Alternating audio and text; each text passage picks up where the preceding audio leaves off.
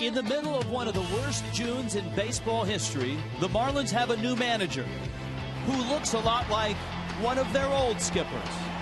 Jack McKeon is back to a place where he reached baseball's highest point. The question now, where do the Marlins go from here? I'm very confident that there's enough talent in that room to maybe, and if we can get things right, play in October.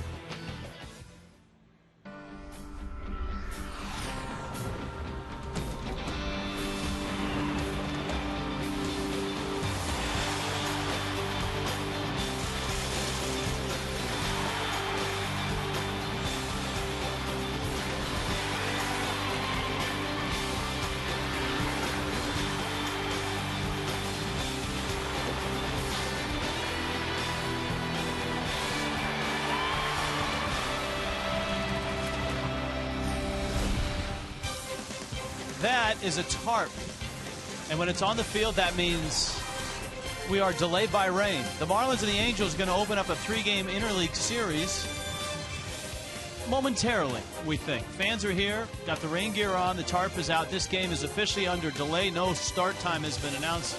We are hopeful that in about a half an hour there will be baseball. Hi, everybody. Rich Waltz along with Tommy Hutton. Well, we went away for a weekend, and all kinds of stuff happened. Obviously, the resignation of Edwin Rodriguez is sad in a sense. The good baseball man, good manager. And I think for Edwin, first and foremost, he really took the losing personally. Yeah, I think someone that you and I really learned to respect for his knowledge of the game, the way he ran a game as a manager. He took it very personally. He's a proud man, and I think it drove him to resigning. And the second thing, in watching and listening to Jack McKeon this afternoon, he's not here for a victory lap.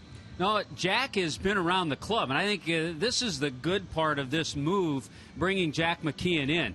He's not there just to be a Band-Aid. He's here to win some games. He's seen this club. He saw the club. He was with the club most of spring training. He's seen the club in and out. He's seen the minor league teams. So he's here to change a few things and to win some games. And he had a great quote today and asked him if he was friendly with the players, and he said, "You don't get friendly with the players. That gets you fired." Okay, now let's talk a little bit more about where the Marlins are right now. This is a historic swoon in the month of June right now after going 0-7 on their last road trip. Right now, Rich, the Marlins are not in a pretty place for the month of June. Worst in the league in wins. Look at the batting average. Runners in scoring position. It's been a focal point in the month, 184. Just under 3 runs per game. The ERA over 5. So if you put all those things together, nothing's working right now. The one good thing, I guess, is if you looked at the defense. The defense has actually been pretty good during this streak, but an 8-game losing streak, a 10-game streak, it's been a mess. And there's time to come back from that. Whether or not it takes them to postseason, I don't know, but there's time for improvement. When today's announcement was made, and obviously people have been speculating since last night that it would be Jack McKeon, a lot of people drew parallels from 2003 to this year. You were here in 2003. Yeah. Can you draw parallels? Well, it's a different team. It's a team that doesn't have the same type of experience. There were some experienced players in 2003. So Jack's going to come in. He certainly is going to make these guys play as hard as they can. And he's going to make them be responsible for the type of play that they have. But it is a different team. There's a lot more youngsters on this ball club than in 2003. Okay, so you're the Marlins. You've won 1 game in June. You've got a new manager, and you're trying to break out of this really, really bad streak. And who do you run into but one of the best pitchers in the American League? A look at our pitching matchup, our Coventry Healthcare of Florida matchup. Jared Weaver is the guy I'm talking about. Anibal Sanchez going for the fish. Well, you had to bring that up. Weaver in his 15 starts. Look at that, 8-4. He's coming off a complete game win in which he threw 128 pitches. He is truly a horse on their staff. But you know what? Anibal Sanchez has been that for the Marlins. Remember, the last time we saw Sanchi, he left the game after matching up toe-to-toe with Roy Halladay. He left the game with a 4-2 lead, only to come out with a no decision. Okay, this game is obviously delayed, but don't go anywhere. If you missed some of the press conference, we've got the highlights of that, plus Jeff Conine will weigh in when we get back and give you his thoughts on Jack of 03 and Jack right now. At 80 years old, Jack McKeon managing the Fish. Marlins and Angels coming up, we hope, soon.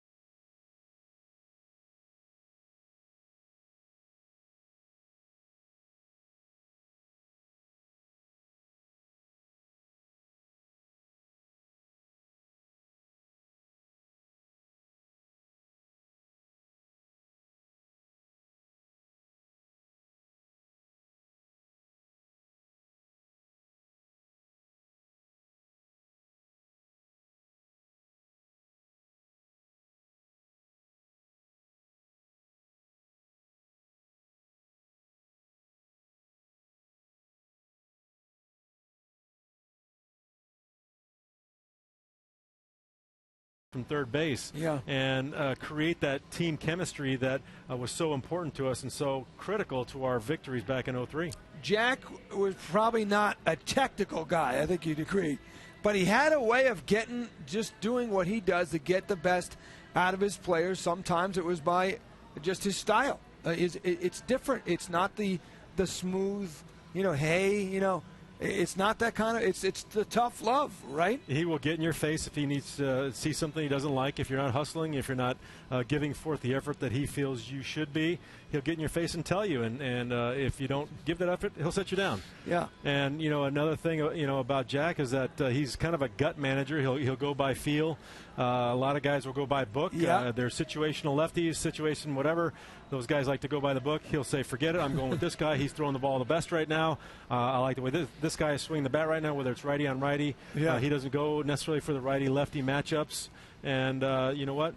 Sometimes they're great moves, and they work out well. And a lot of times he hit those buttons, and he was on fire. And as he said today, hopefully we can recapture some of the magic. Let's recapture some of the words, starting with Larry Beinfest at the 3 o'clock press conference today, announcing the return of now 80-year-old Jack McKeon to the helm, leading the club on the field.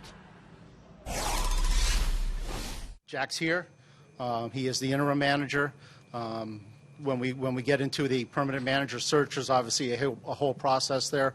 We'll see how things go, and we'll go from there. Run into some tough times, and we just got to, kick a little butt and get a little more aggressive and play the game the right way. And I'm very confident that there's enough talent in that room to maybe, and if we can get things right, play in October. Well, first of all, I'm going to discuss that with them later on. I don't have a bat in my hand. I can't, when them guys are at the plate, they're on their own. It's the pitcher and that hitter. I just hope that they realize how important it is to do the little things to win ball games, and that's the thing I got to impress upon them. I know that sometimes when you get into a losing streak, it becomes contagious, and you get a little bit frustrated, and you start playing outside yourself. We want these guys to start playing back within themselves. Anybody would say, you come into the season wanting to get the playoffs. That's the number one goal. And of course, in order to get to the playoffs, you got to get to 500. And if I recall, going back to 2003, that was the one thing I preached all along. Guys, let's get back to 500. When we get back to 500, we'll roll. And exactly that happened. But hopefully that, the same message will happen again, and we can have some fun again. Well, the first thing I did is tell them to leave their egos at the door.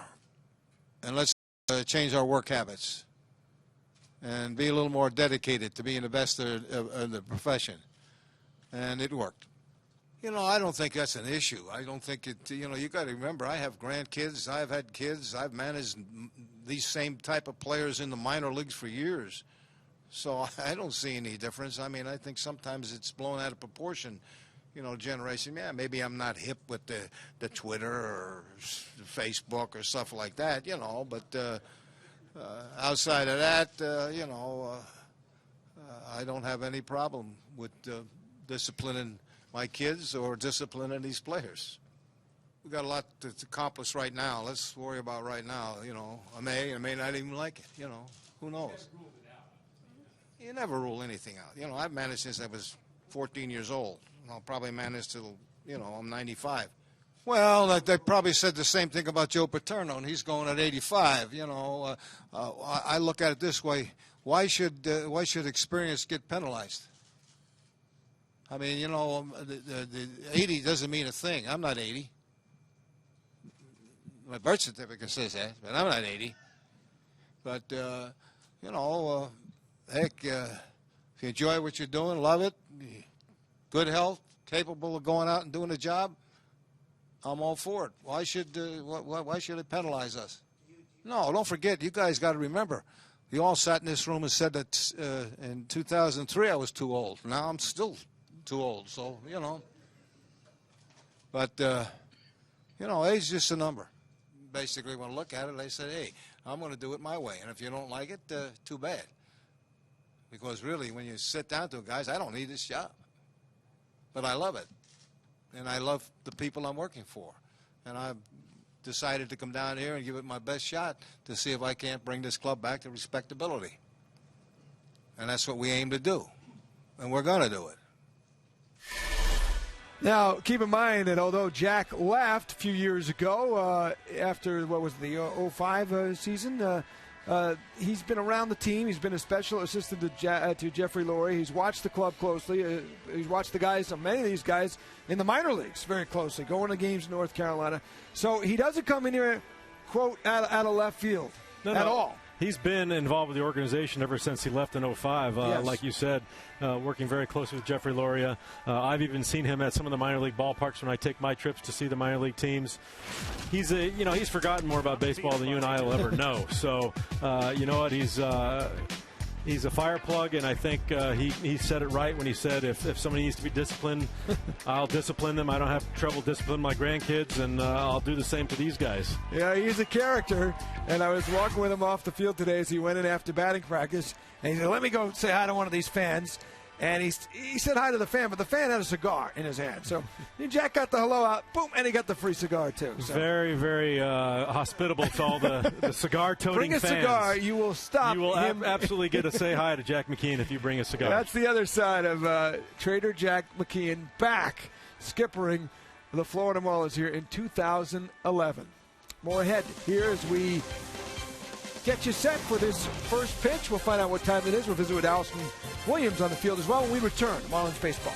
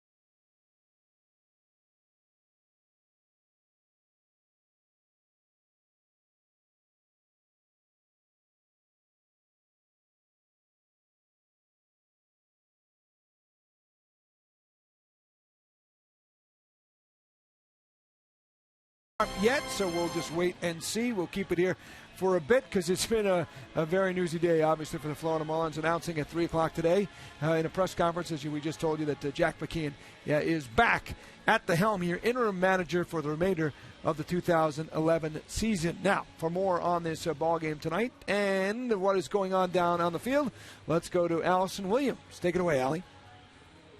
Talked to a lot of the players. This was really our first chance to talk to them about their reaction to Edwin Rodriguez handing in his resignation, and they all said that they were shocked, they were disappointed. It was really ready to move forward. They've had some time for it to kind of sink in, and they know they have to go out there and they have a job to do, and they will do so for Jack McKeon back as the Marlins manager. They know they get a guy that is a baseball lifer with a lot of wisdom, and the hope is that he can make an immediate and lasting impact on the rest of this season. Anything that happens like this, this magnitude in a situation like this, has to send out some sort of ripple. I think Jack is a guy that's been through a little bit of everything in his career. I think we can safely say that, and he's obviously been through things like this. And I think just hearing what he had to say and the way he viewed it is, you know, it was like everything that was positive he had to point out, but didn't ignore the negative stuff that we need to change and get better at. So I definitely feel that he got the message across, is that we got to move forward, and I think everybody felt that. Yeah, I mean, that's what it's going to boil down to at any time, is taking it upon ourselves to push each other and push ourselves to get better. Main message is, we just got to go out there and start having some fun. Things have been pretty tight around here, and, we just haven't been loose. And, he wants, some just for us to get together and some team chemistry and be out there to support each other and just try to have fun. And when you're having fun, that's what helps us win ball games. I mean, he gave a great speech. He was very straightforward and gave us what he expects from us and what we'll get from him. So, he's been around, so we all know him for the most part, and we're excited to have him here, and we'll be fine. I think he's expect everyone here to play even harder now, and like he said, man, he knows that we got a lot of talent in here. We just got to show it out there in the field. and we haven't do that, for the past 20 days. So he gonna get on everybody here. If he don't play higher, you're not gonna be here. I think we might need that. We got a lot of guys on this team that Edwin said that don't hustle, don't play hard. I don't think it's any secret. He doesn't need to be here. He doesn't need to try to make anybody like him. I think what we need around here is someone to call a spade, and I think we all know he's not afraid to do that, even if it's not the popular thing to say or the popular decision to make. He's going to do it what he feels is right. Unfortunately for the Marlins, this is their third manager in just the past year or so. For a guy like Mike Stannis, first full year in the big leagues, and he now has his third manager. But he said that's part of the business, and no matter what happens come 7-10, they've got a game to play. Well, unfortunately, he didn't account for the weather, which is delaying us a bit right now. And for one guy that really hopes the weather doesn't affect his plans, Darren O'Donnell, doing something that I have to say borderlines on crazy. Darren is biking across the U.S., going to every Major League Baseball park. But I need to clarify, because he's not riding a motorcycle. He is pedaling his bicycle to every stadium. Darren, first of all, let me ask you why. Just a love of biking and a love of baseball. So how did this idea come about? Because it is a little out there, you have to admit. Yeah, it's kind of crazy. So I've been told, at least. So what was the inspiration? Last year, two friends and I, we pedaled down the West Coast from Bellingham to Chico, about 1,000 miles. I had a great time. I've always wanted to see all the stadiums. Talked to them about the idea. They both asked me why not. And now here you are. And this is stadium stop number what? 12. Number 12. It all started April 8th back in Seattle. So you've pedaled your way all the way from the West Coast. What's been the biggest challenge you've encountered so far? Biggest challenge was actually the first leg from Seattle to San Francisco. I had a whole bunch of wind coming from the front, obviously, headwind. Non-stop rain, and it's just a rough terrain out there. Before the tour even really got started, I almost felt like I wasn't going to be able to do it, but got to Oakland a day ahead of time, and it just gave me a world of confidence, and now here I am. And you've mapped this whole trip out, so things like a rain delay can really throw off your plans, right? Yeah, luckily, everything worked out up until this point. I do have more time now. I don't have to be up to Atlanta until July 1st. So I got all sorts of time. It's only 660 miles, so if it's a rain delay tonight, I'll just come back tomorrow, and I still got time to make it up there. Okay, good. We've got a little cushion here. And I would imagine when you approach your parents about this idea, they probably were a little taken back, but your dad has actually helped you along the way. He's kind of your tour manager, right? Yeah, my dad's been sending out emails, contacting teams, and my mom's been a big help as well, just looking up routes, seeing if roads are paved and if bikes are allowed on them. They've been a huge support system for me. And what sort of personal sacrifices have you had to make? I know there were some other plans that you kind of detoured in order to do this. I was planning on going to grad school, but just figured grad school will always be there. I won't always be young and as adventurous and with nothing holding me back as I have right now. Amazing. So what's been the best part so far? Best part was actually in Tampa Bay. I kind of got the royal treatment there. Got to meet Joe Madden, Evan Longoria, David Price. They gave me a personalized jersey. David Price hooked it up with some tickets. It was a great experience. Marlins have been pretty good to you, too, though, as well, right? They definitely have, yes. This is kind of still a dream right now, though. It takes me a day to realize what actually happened, so... Haven't woken up yet. Correct. All right, well, enjoy the dream and the rest of the ride, Darren. It's a pleasure to meet you, and good luck. Thank you. All right, guys, back up to you. All right, he is crazy, but so is this guy, because he's known to bike around after he runs 20...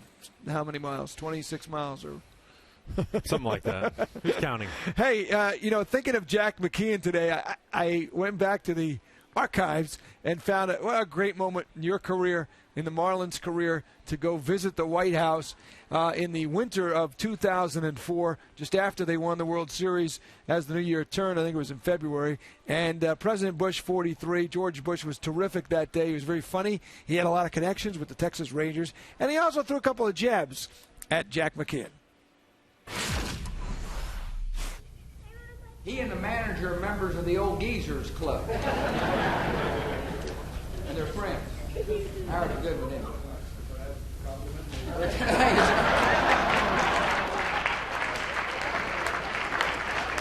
To serve as the manager of the club. He's what I call the Donald Rumsfeld of baseball.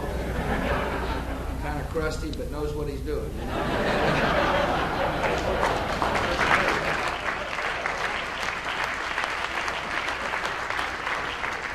Oh, great moment. Welcome back, Jack. George Bush, 43, welcoming the world champion Marlins in 2004. Kind of crusty, but he gets the job done, and he's back because he is a baseball lifer and is very close to this ball club, and maybe this different little personality, different voice will help the Marlins turn it out of a horrendous funk. And if nothing else, no one's talking tonight about the losing streak, about 18 and I mean, all the talk is this Jack guy back. Can he do it? And maybe in a crazy way, it'll take a little pressure off these guys. Well, I think so. Like you said, you don't focus on the record in this month. You focus on someone new that's not new, coming back in and trying to give a spark to this team that is, I'm sure, been mired mentally in this losing streak for the month. They've seen two of their friends, basically, John Maley and Edwin Rodriguez, who a lot of these guys had coming up through the minor leagues, get fired or resign right in front of them. So it's been a lot for them to deal with, and I think Jack's going to get them refocused and do what it takes to be together as a team to get rid of this losing streak and move on. Hey, Jack is a lightning rod. He's a character, and he will draw a lot of attention, and maybe that's a very good thing right now for the 2011 Florida Marlins. All right, no update yet on the time. We will send you a crawl here during Inside the Marlins. History of the franchise. That's coming at you next, and we'll have a whole lot more for the ballpark and a baseball game coming up to boot. Angels, Marlins in a rain delay tonight. Stay tuned.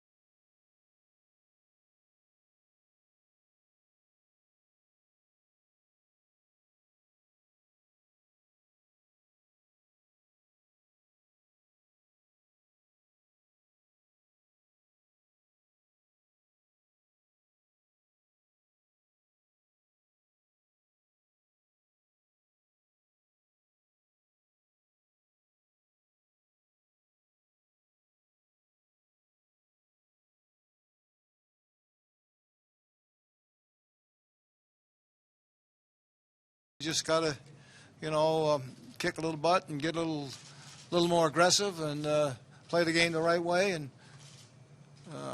I'm very confident that there's enough talent in that room to maybe, and if we can get things right, play in October. Well, first of all, I'm going to discuss that with them later on. I don't have a bat in my hand. I can't, when them guys are at the plate, they're on their own. It's the pitcher and that hitter. I just hope that they realize how important it is to do the little things to win ball games, and that's the thing I got to impress upon them. I know that sometimes when you get into a losing streak, it becomes contagious, and you get a little bit frustrated, and you start playing outside yourself. We want these guys to start playing back within themselves. Anybody would say, you come into the season wanting to get the playoffs. That's the number one goal. And of course, in order to get to the playoffs, you got to get to 500. And if I recall, going back to 2003, that was the one thing I preached all along. Guys, let's get back to 500. When we get back to 500, we'll roll. And exactly that happened. But hopefully that, the same message will happen again, and we can have some fun again. Well, the first thing I did is tell them to leave their egos at the door. And let's change our work habits and be a little more dedicated to being the best of the profession. And it worked. I don't think that's an issue. I don't think it, you got to remember, I have grandkids. I've had kids. I've managed these same type of players in the minor leagues for years. So I don't see any difference. I mean, I think sometimes it's blown out of proportion, generation. Yeah, maybe I'm not hip with the Twitter or Facebook or stuff like that, but outside of that, I don't have any problem with disciplining my kids or disciplining these players. We've got a lot to accomplish right now. Let's worry about right now. I may not even like it. Who knows? You never rule anything out. I've managed since I was 14 years old. I'll probably manage till, I'm 95. Well, they probably said the same thing about Joe Paterno, and he's going at 85. I look at it this way: why should experience get penalized? I mean, the 80 doesn't mean a thing. I'm not 80. My birth certificate says that, but I'm not 80. But, heck, if you enjoy what you're doing, love it, good health, capable of going out and doing the job, I'm all for it. Why should it penalize us? No, don't forget, you guys got to remember, you all sat in this room and said that in 2003 I was too old. Now I'm still too old, so, But, age is just a number. Basically, when I look at it, they say, hey, I'm going to do it my way. And if you don't like it, too bad. Because really, when you sit down to it, guys, I don't need this job. But I love it. And I love the people I'm working for. And I've decided to come down here and give it my best shot to see if I can't bring this club back to respectability. And that's what we aim to do. And we're going to do it.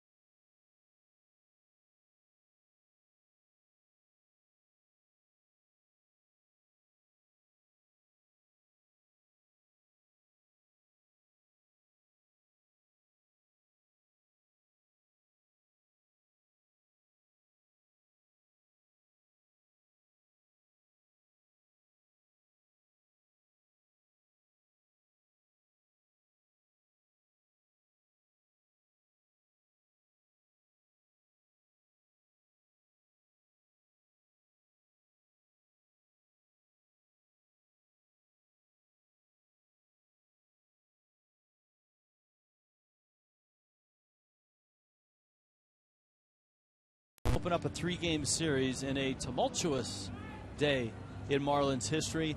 There's a look at one of the best pitchers in the American League right now. Jared Weaver has an ERA of just 2.06, an 8-4 record.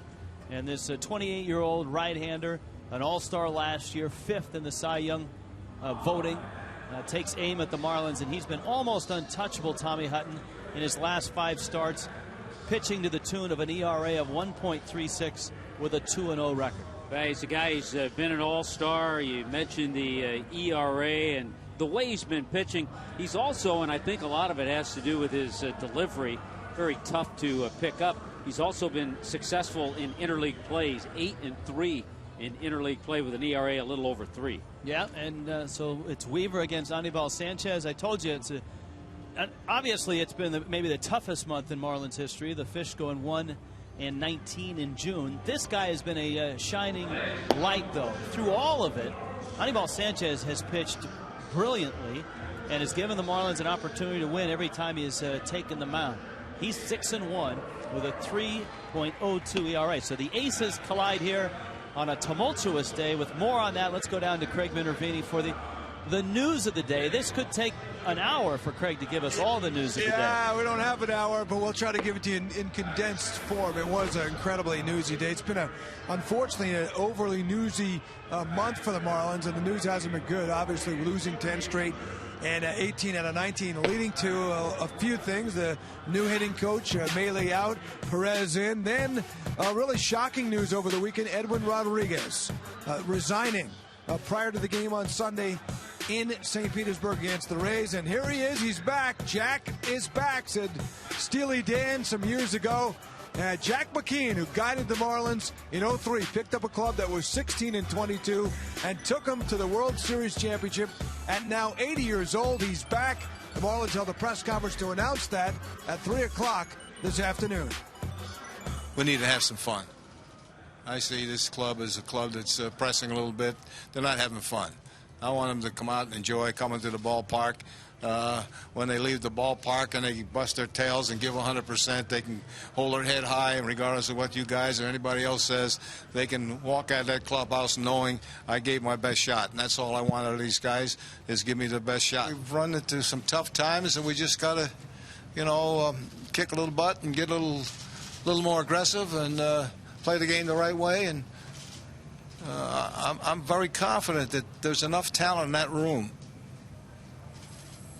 to maybe, and if we can get things right, play in October. Well, every club goes through streaks, and this was probably a little bit longer than we all wanted to see, but clubs go, you go back to 2003, and as I want to tell these guys later on, you got to remember about this time of the year we were 10 games under 500 as well. And they all put it together, and that club there was one of the most unselfish clubs that I've ever managed, and I hope I can get these guys to respond the same way and play unselfish baseball, doing the little things and knowing how to win. I think the bottom line for me is it's everyone, and unfortunately Edwin decided to step away, but it's the office, it's the players, it's the coaches, it's everyone. We're all in this. And I think everybody needs to look in the mirror. When you've lost the number of games that we've lost over the last 3 weeks, everybody needs to evaluate and take responsibility. And the higher up you go in the organization, the more responsible you get. Well, they probably said the same thing about Joe Paterno, and he's going at 85. I look at it this way: why should experience get penalized? I mean, the 80 doesn't mean a thing. I'm not 80. My birth certificate says that, but I'm not 80. But, heck, if you enjoy what you're doing, love it, good health, capable of going out and doing a job, I'm all for it. Why should it penalize us? We had our discussions yesterday. It literally was not a factor. People who are 80 years old can do the same job, if not better, as people who are 70, 60, 50, 40, and 30. His work ethic is 5 times better than half the 40-year-olds I know. And he is more sharp. When I first met him, he literally didn't know anybody's name, including Jeffries, and I found him to be strangely not sharp at 72. Worrisome almost in 2003. And now at It's true. And at 80, he's frankly, sharper than half of the other people we have working with us. So to us, age was not a factor, never discussed. Thanks, George. Thanks, George. As he said to David Sampson, Jack is back. He said, hey, I just hope I can rekindle some of that old magic. And he also pointed out it's not the same club as 03. You don't have the veteran leadership that 03 team had, but it's a different voice. It's a gruffy voice. It's probably a voice the Marlins need to hear, hopefully, to get them out of this funk. Back upstairs to Rich Waltz and Tommy Hutton. Well, you can see there he is, looking over at Perry Hill. That's got to be a blast from the past. Those two guys, of course, together, Tommy, for the World Championship years. Yeah, they were together. They have a few stories to talk about, but it's an interesting situation because a lot different team Jack is taking over now than he did in 2003. All right, so baseball right around the bend. When we return, some more thoughts. We'll get you ready for the Angels and the Fish.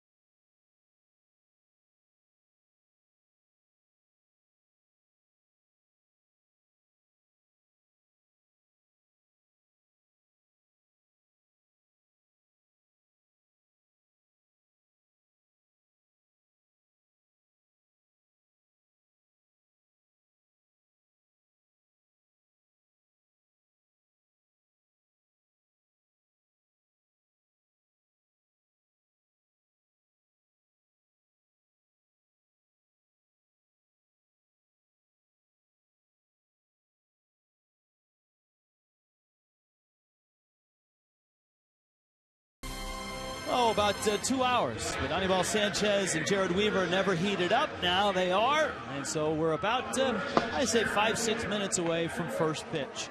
Over the weekend, the Marlins and all of South Florida and music fans everywhere received some sad news. The passing of legend Clarence Clemens. And just moments ago here at the ballpark for the national anthem, the Marlins played Clarence Clemens' rendition of the national anthem. And that was from opening day.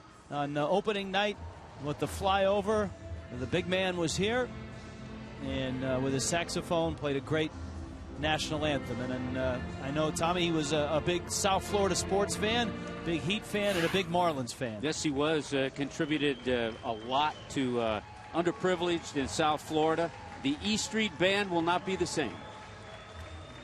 So there you go. The Marlins and the Angels ready to go. Let's go down on the field. There it is. That's a great moment. Jack McKeon presenting the lineup with Mike Scioscia. Allison, it's an interesting night here at the ballpark, isn't it? Very very interesting. A lot going on all day, a lot of action, a lot of reporters here locally to cover Jack McKeon making his re-debut for the Marlins. And after a bit of a rain delay, we're ready to go. And it looks like the field, honestly, is in pretty good shape. It doesn't look too wet. I talked to some of the grounds crew, and they said for the most part it's damp, but it's not too soggy, which is good. And the good thing is they had about 30 to 40 minutes to work on the field and get it ready before first pitch here, and they feel like it's in good shape. They put the ProStar down on the grass to help clean up some of the dirt and the clay that gets in the grass when you take that tarp off. That's something that we don't often think about, but it can make the field a little messy. But they said things are cleaned up and they should be in good shape here for the first pitch. Rich, Tommy, back to you guys. That's why they are the best in Major League Baseball. The grounds crew here for the last year having to do it in a football stadium.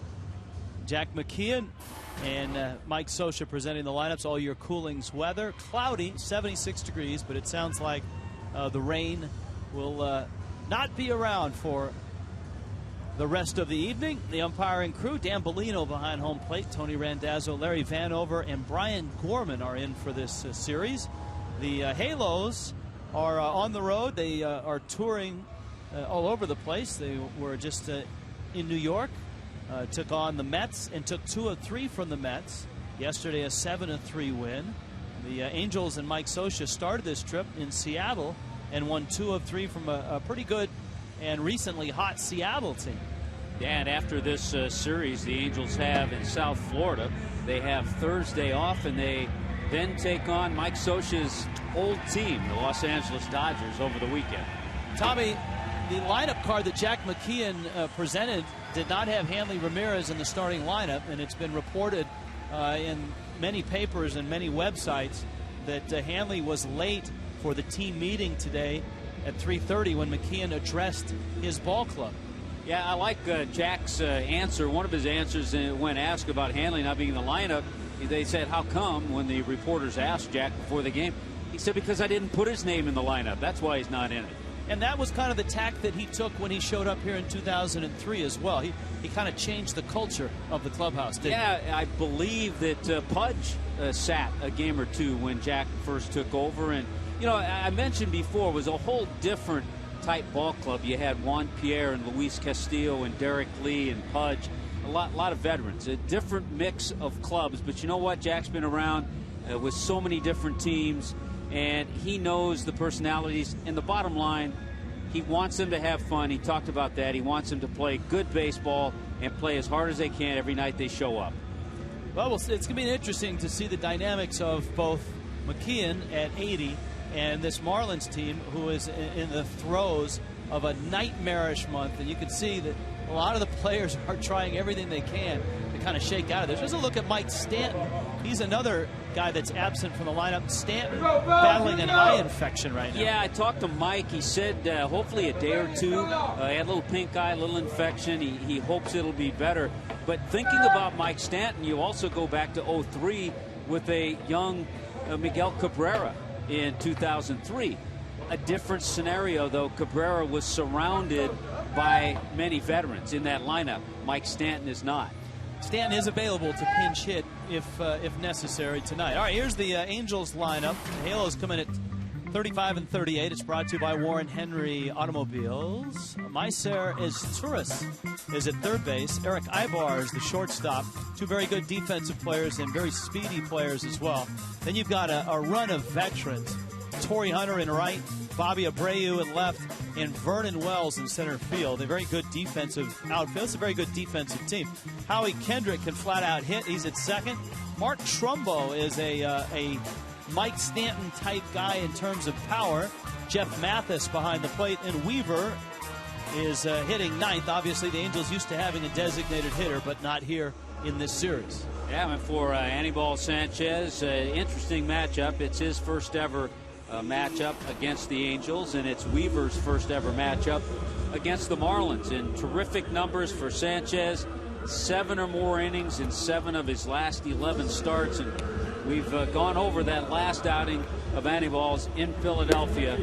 He got a no decision, but remember, he left the game a 4-2 lead, went 7 innings, gave up just 4 hits and 2 runs to the Phillies in that matchup against Doc Halladay. These pitchers are very similar right now, Tommy. They're both on nice runs. and they're both coming off a season high in terms of pitch count, as Sanchez threw 125 in his last start, and Weaver had to go 128 deep in his shutout in Seattle. Yeah, Weaver off a complete game shutout with those 128 pitches. And Sanchez, the thing we've seen in Annie Ball, and I think you and I have talked about it a lot, we've seen it just a change in attitude. He has a whole different approach. He's confident out there, and that's the way he took them out in Philadelphia, and there's no reason to think he won't do the same thing tonight. There's the defense with Logan Morrison and Greg Dobbs in right field. That's one change. Dwayne Wise in center. How about Jose Lopez, Bonifacio on the left side, Infante and Gabby Sanchez on the right side, and John Buck behind the plate. Here is his Turris, and he stands in with Ibar and Hunter to follow, as the Angels, who are in third place in the American League West, 3 games back. Anibal Sanchez fires a strike, kind of a batting practice fastball, if you will, to Meiser Izturis, who is 30, out of Venezuela. He is the half-brother of Cesar Izturis, 7th-year Angel, and if there's a prototype Angel, he's one of those guys. A switch hitter, a lot of speed, very good defensive player, and he fouls it back to the screen. And I think what you're going to see tonight, especially the first time around, you're going to see a lot of hitters, with a few exceptions, a lot of hitters facing pitchers that they've never seen.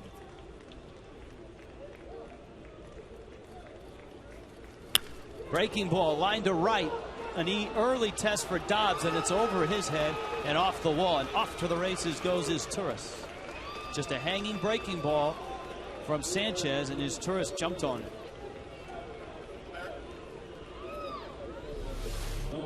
Watch where this pitch ends up.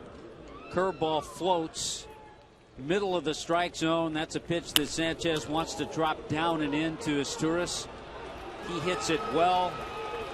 Mike Stanton wouldn't have had that ball either. Remember, we saw Dobbs a little bit in spring training in right field.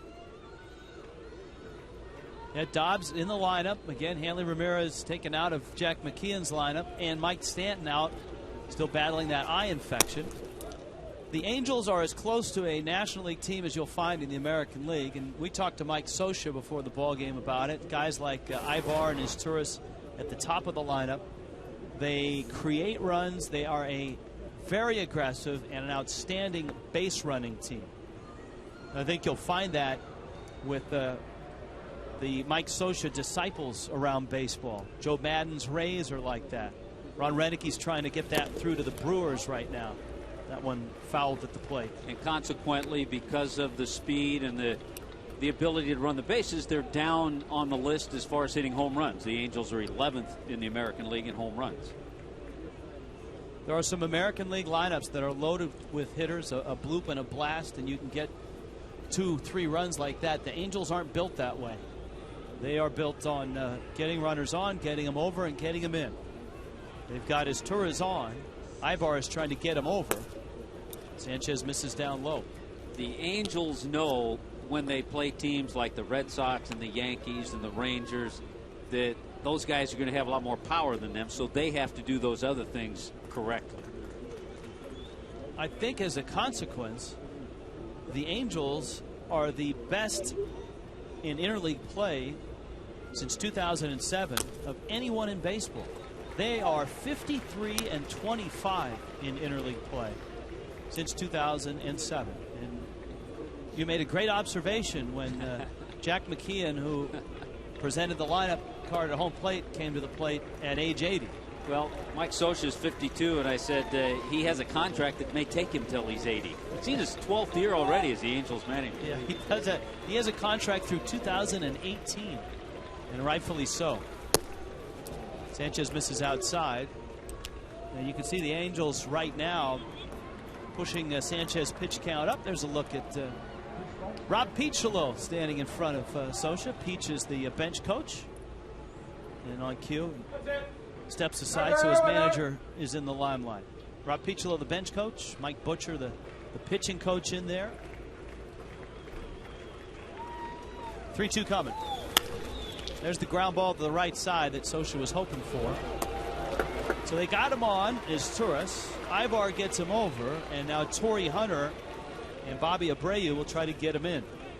A couple of veteran guys. You have Hunter, Abreu, and Wells. Three quality veteran-type hitters. Some not having the careers this year as they have had in their past, but always a threat.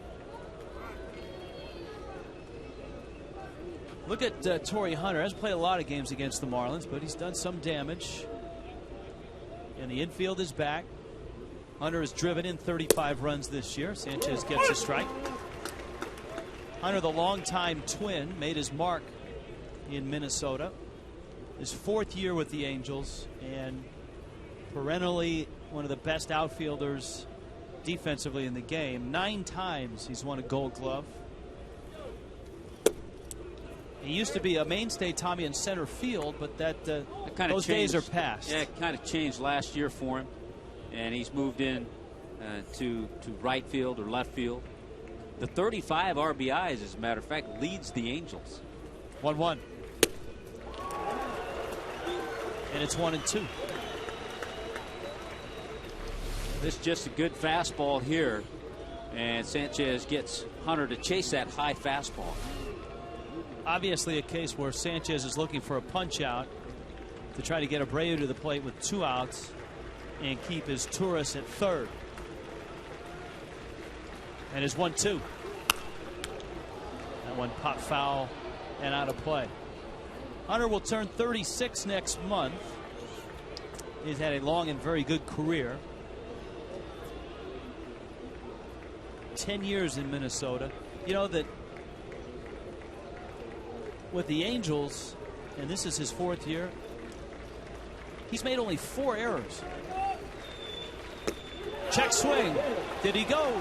Yes, he did. And that's a big strikeout for Anibal Sanchez. That's how you help yourself out of a jam. Sanchez knows that he made that mistake on the hanging breaking ball to Esteuris with the leadoff double. He got the out with Ibar, even though he moved Esteuris to third, but a big pitch to strike out Hunter there. Now, here comes a guy the Marlins haven't seen in a while. But when they did, they saw him alive. All they have to do is look at his career numbers.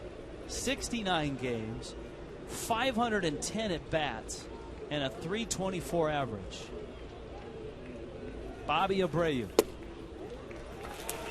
You talk about the consummate on-base guy. Look at the energy Jack has. He's not stopped talking since the game started. He's been over talking to different pitchers on the bench.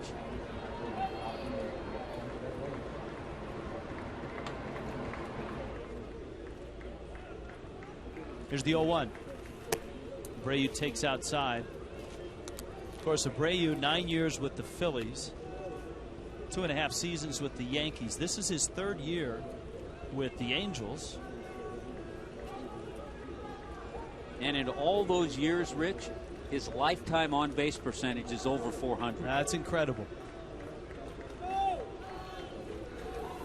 He's kind of a little bit before his time. He was Moneyball before Moneyball. He was really one of the first guys that really, maybe he and Giambi, that really people stood up and paid attention to the on-base percentage, because they also had pop. They also could hit it out of the park.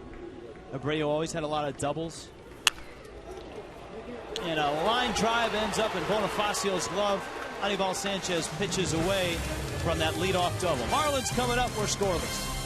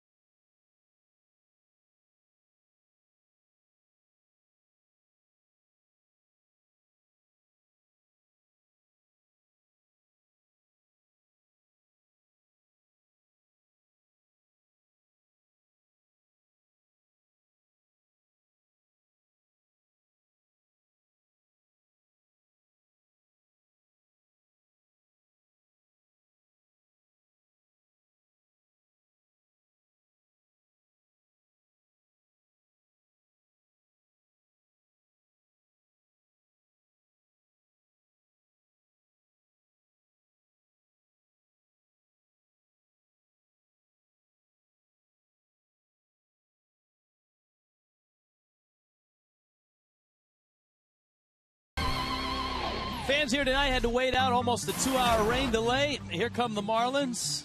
Man, do they need a win right now. The Fish, an awful June, 8 under. But here's the lineup. Jack McKeon sent it out, brought to you by Warren Henry. Bonifacio, Morrison, Gabby Sanchez, Greg Dobbs, Jose Lopez, Omar Infante, John Buck, Dwayne Wise in center, and Anibal Sanchez hitting 9th. And, of course, no Hanley Ramirez. We told you that many newspapers are reporting that Hanley was late for the team meeting, thus he's not in Jack's lineup. You saw Weaver slip on that first pitch to Bonifacio, and the way things are going for Weaver, it's a strike right down the middle. Well, he's tall and lanky, 6'7", about 215, 220, and the 28-year-old has already had quite a career. You see that kind of three-quarter delivery, which is deceptive. He has all 4 pitches along with fastball, slider, curve, and change, and he's off to a terrific start this year. Look at the way he started the year. He steps toward third base when he delivers. He was 0-5, but his ERA was under 1 when he started the season. So he deserves to be in the All-Star game.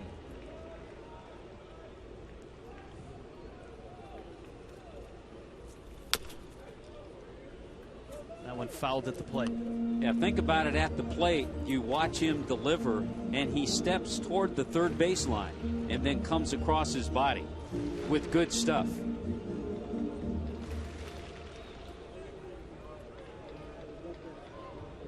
So at 8-4 and an ERA right around 2 is 2-2 to Bonifacio.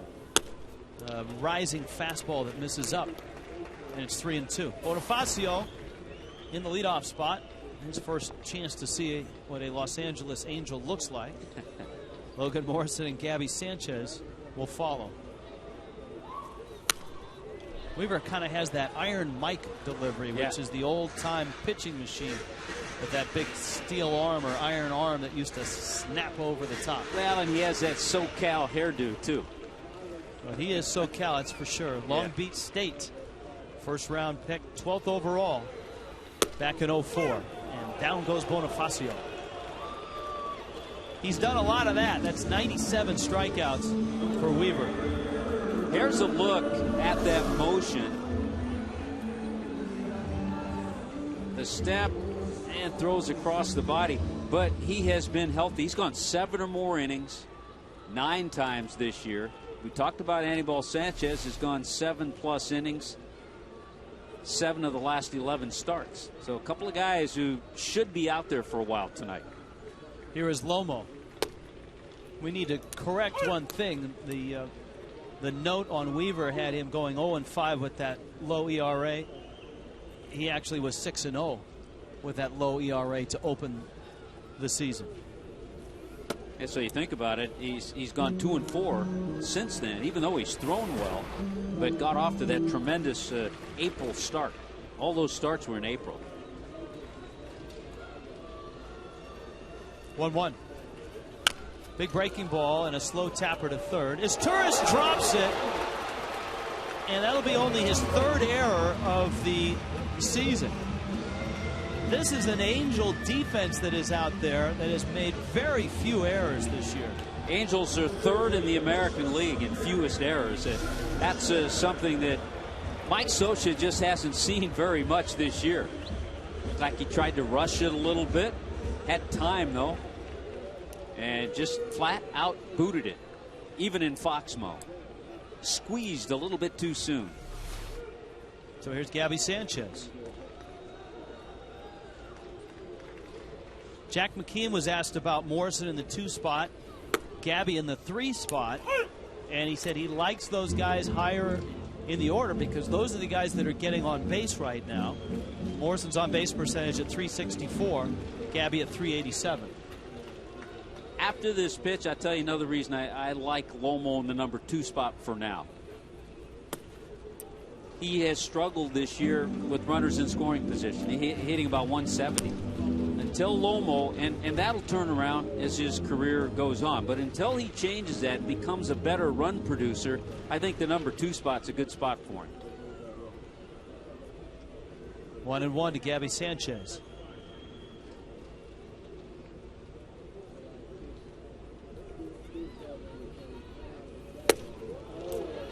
actually hitting in the 3 spot might get Gabby more RBI opportunities. Here's the scouting report on Jared Weaver. We've talked a little bit about the deceptive delivery that he has. He had that awesome April, 6-0, the ERA under 1, and excellent movement on his pitches. Not that he has that delivery and throws straight. Not too many pitches go straight.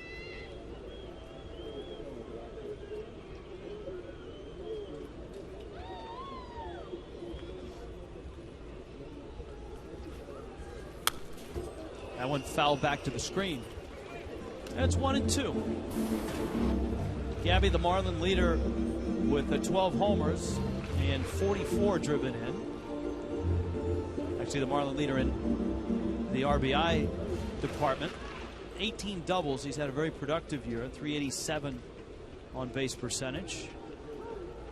Fish trying to find the combination to get themselves some wins, and that is a pop-up out in a shallow left. Ibar's out there, and he makes the catch. Volkswagen brings you the defense. Angels very solid defensively. Yeah, we talked about a third in the American League. Bobby Abreu, he won a Gold Glove back in 05. Vernon Wells, Torrey Hunter with his 9 gold. Myceris Turris, Ibar, Howie Kendrick, the second baseman, Mark Trumbo at first, and Jeff Mathis, who is a very good defensive catcher. The defense brought to you by Volkswagen. Here is Dobbs in the cleanup spot. I guess that would be a question mark. And I think certainly Jack is the type of manager that's going to play this by feel as he goes along. As Jack manages. That's the way he managed in 03. A little bit by the book, but mostly by gut and feel. And that is who does hit cleanup if Morrison and Gabby Sanchez are in the 2-3 spot. Is it Mike Stanton when he comes back from the eye infection? Dobbs swings and misses. Stanton saw another eye specialist today and feels like it's starting to clear up. Hopes to be back in a day or two. And for Dobbs, who's up there, we saw him in right field. It's just his second start this year in right field. And for his career, he's played a little over 47 innings in right field.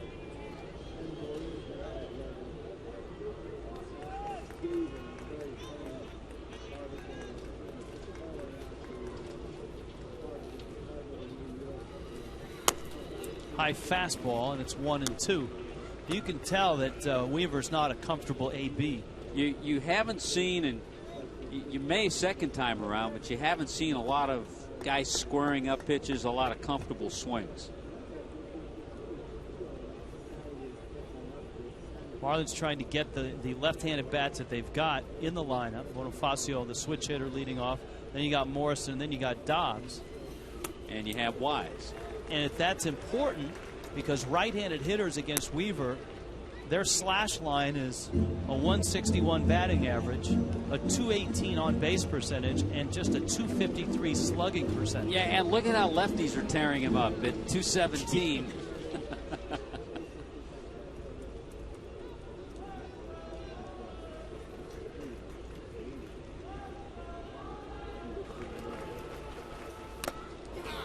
That breaking ball, Dobbs just got a piece of. Our crack staff, Rich, had a little time off over the weekend, and also giving us a note that this is only the 5th time in Greg Dobbs' career that he's hit cleanup. So when he looked at the lineup card, he had to really look. Yeah, he probably looked at the bottom and said, "I don't see my name there," and then he saw cleanup, right field. I'm in. And he struck him out. Boy, Jared Weaver looks tough tonight. He punches out 2. It's Weaver against Sanchez. Marlins against Angels.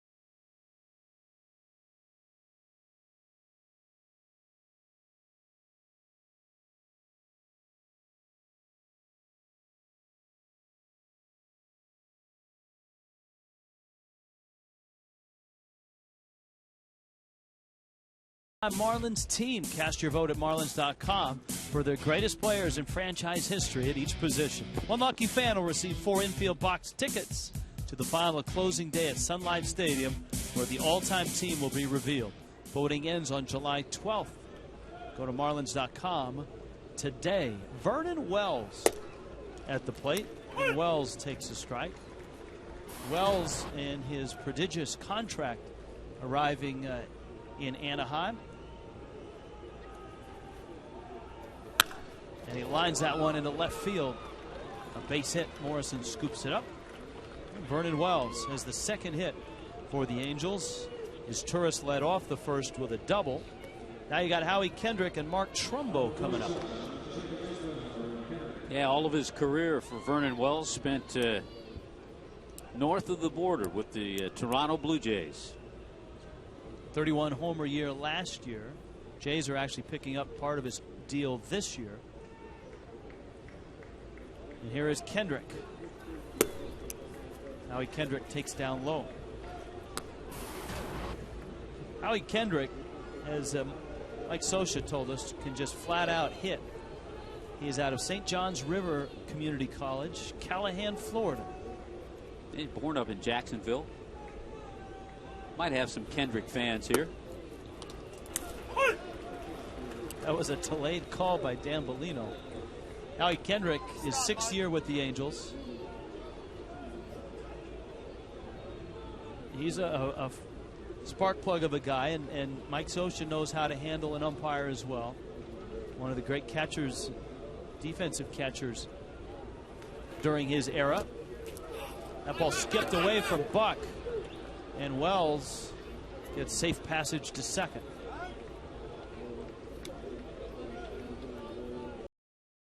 On a wild pitch. Well, second time in a row now, back-to-back innings. The Angels get a runner at second base at the beginning of the inning. It was a leadoff double by his tourist in the first, and now a single and a wild pitch.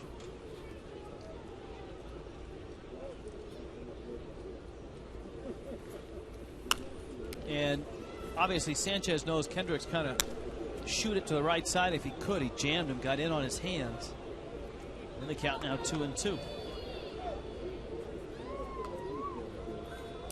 Last year was the first full year of health for Howie Kendrick. He hit about 280, had 41 doubles last year. One bangs off of Buck. You look at a lot of the numbers the Angels had last year, a lot of doubles. They missed certainly Kendry Morales, who was hurt midway last year when he, on that walk-off celebration, fractured his leg. And Mike Scioscia and the Angels were counting on him this year, but in the off-season workout, Morales, with his ankle, it was determined had not fully healed and needed a second surgery, and is missing another year, which is a huge loss for the Angels in the middle of their order. Ground ball to short, and that's going to keep Wells at second. Because they've got guys that can get on base, Tommy, and they've got speed, and having that big bopper in the middle is just something they don't have. Morales in 2009, 34 homers, 108 RBIs. Yeah, with him in the lineup, had he been there, would have made a big difference. They're hoping a lot from this youngster, Mark Trumbo, 25-year-old, in his second year, but they say he has some long ball power. And in fact, Mike Scioscia actually said Stanton puts on a good show, he's heard. Trumbo also puts on a good show in batting practice. Trumbo 6'4", 220. Hit 36 home runs last year in the Pacific Coast League. Of course, the sluggers wearing that uniform are measured against the great years that Vladimir Guerrero had as an Angel. I was going back to Brian Downing, actually. But you could go back. If you want to go back, you could go back to Tim Salmon. Yeah, yeah. Don Baylor.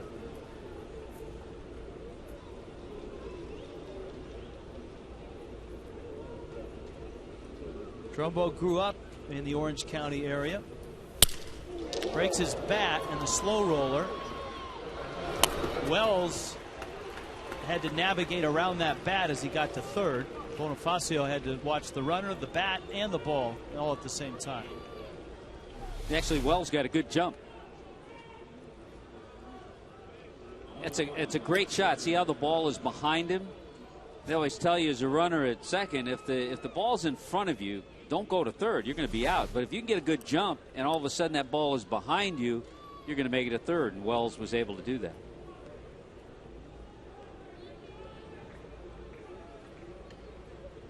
So a couple ground ball outs to short. And here's Jeff Mathis. And this is certainly a good hitter to go after. Mathis, an average of under 200. Angels are not getting the best of production from their catchers. Angels, one of those few teams, Rich, that carry 3 catchers.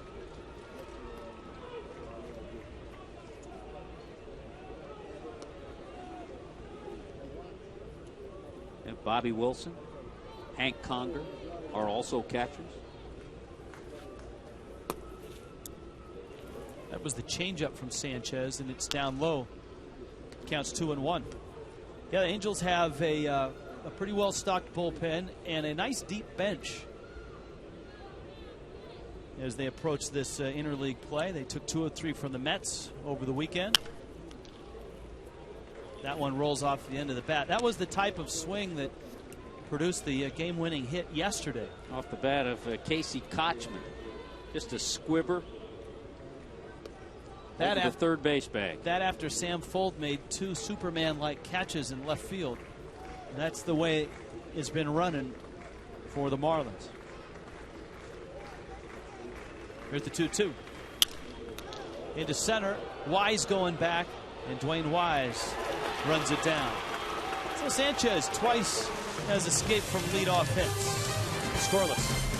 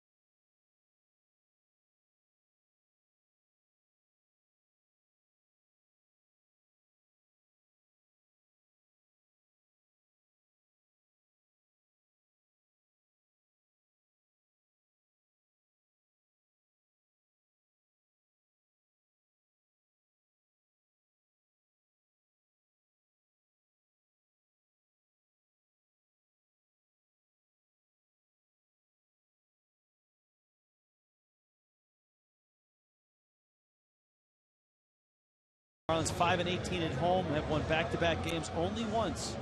That was against the Rays, and they took 2 of 3 against the Rays. That was one of the things that comments from Joe Madden this weekend. I thought very classy comments about Edwin Rodriguez.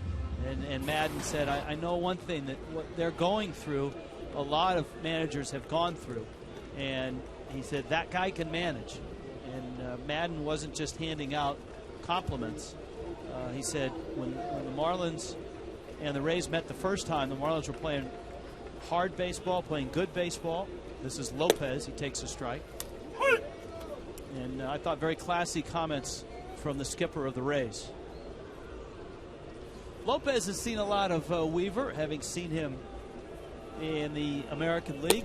7 years with the Mariners for Lopez. And, of course, Weaver has been with the Angels for a while.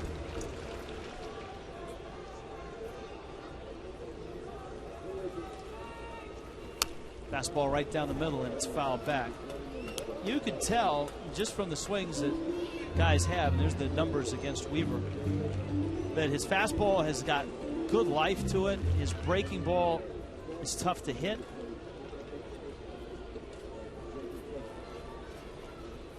I think as you watch velocity, you've also seen curve, slider. I don't know if we've seen a change up yet, but as you watch velocity, it's not 95, 96. But because of the deception, because of the life, it's tough to pick up. He's not quite the sidewinder that his older brother Jeff was, but he is as much elbows and kneecaps and moving parts, isn't he? I mean, you pointed out right away, just watching his step to the plate is real deceiving.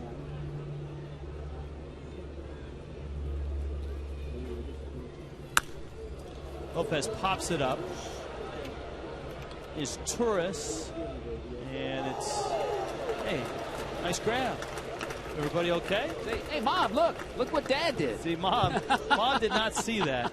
Mom's looking the other way. If Mom could, she would have jumped on the field. Watch Mom duck and cover. She's ducking. And Dad makes an over-the-shoulder catch. Barehanded. Great job. That's polo ground stuff. 3-2 smoked into left field. That's a base hit. Abreu picks it up. The Marlins have their first hit, a leadoff single for Jose Lopez. As a hitter, what you try to do if you've not seen Weaver before, and you made a good point, Lopez has. He also got himself in a good count and got that fastball and just smoked it, his second hit as a Marlin. But as a hitter, you try not to look at all these elbows and where he's stepping. You try to look at his arm angle and where the ball is, where the ball is going to come out. Now Omar Infante. Omar Infante has hit a lot of places in the Marlins lineup, but we really haven't seen him in the 6th spot much at all. But that's where he is tonight, with Buck behind him, Dwayne Wise in the 8th spot.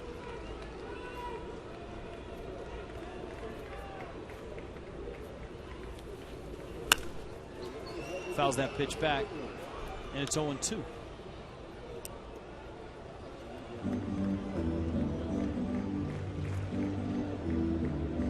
Obviously, a disastrous road trip for the Fish. They were 0-7, swept in St. Pete by the Rays, and then the 4-game sweep at the hands of the Phillies.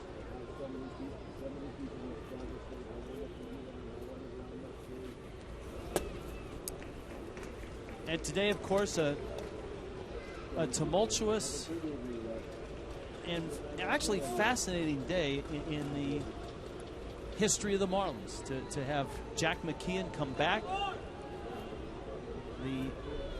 the age of 80. McKeon staring into the camera saying today, "I'm not 80." Here's the 1-2.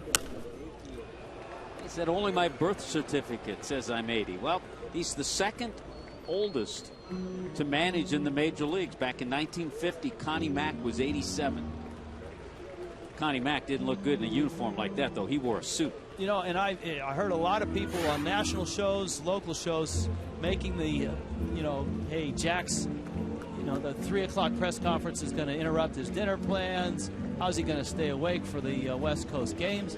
We have seen him here at ball games, and I've run into him in the parking lot after a long game, and he will relive every pitch, every situation. What'd you think of this? What'd you think of that? Those who make those comments have never been around him. That one fouled back and out of play. And a guy like Jack, I think the other question is the generation gap. And Jack said, hey, I may not be up on Facebook and I may not be on Twitter. And he got both of those things right, which is a step in the right direction. He said, but I can relate to young players because I've managed them all my life.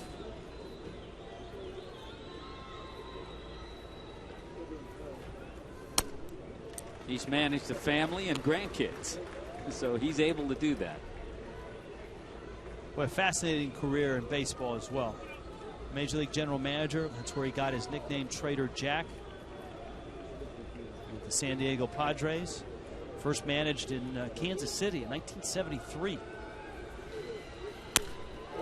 Infante lifts that one to left. Abreu wanders in and makes the catch. Here comes John Buck.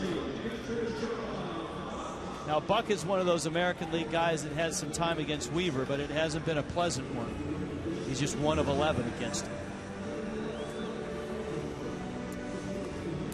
Buck was one of the more outspoken Marlins in the clubhouse today when asked about Jack McKeon and what McKeon said to the ball club.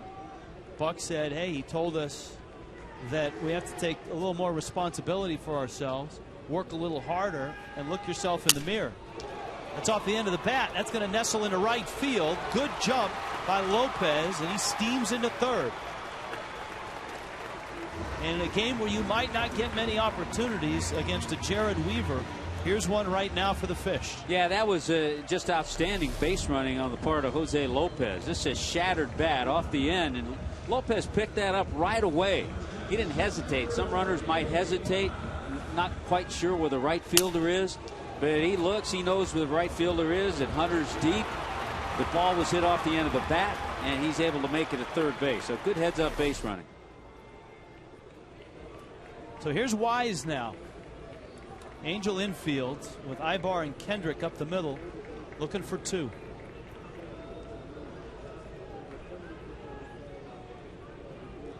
Got the pitcher on deck, so this is an enormous at bat. With 1 out, and Wise hits it to right. Back goes Hunter.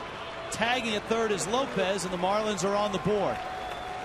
Dwayne Wise got a hanging breaking ball, and the Marlins have done what the Angels have failed to do in their first 2 innings.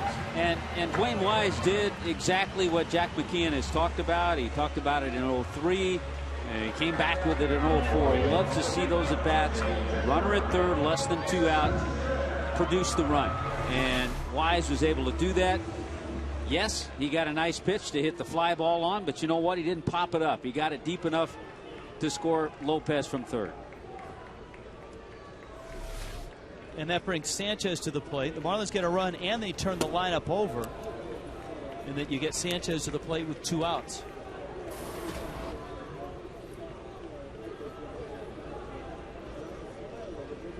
The one thing that really stood out in what John Buck said today, Sanchez fouls it off, is that he said, you know what? Listening to Jack and what he told us, he's not afraid to call a spade a spade. He doesn't need this job. He doesn't need to be here. And he imparted that to us. Well, and that was kind of Jack's mantra in 03 as well, when he first had the team meeting. All right, he liked that run. Yep. Marlins are on the board.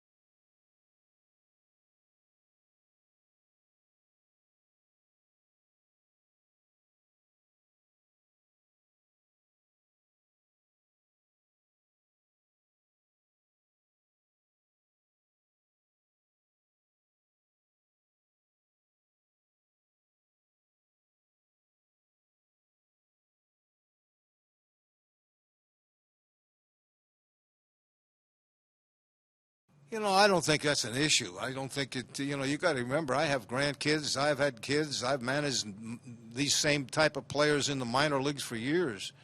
So I don't see any difference. I mean, I think sometimes it's blown out of proportion, generation. Yeah, maybe I'm not hip with the Twitter or Facebook or stuff like that, but outside of that,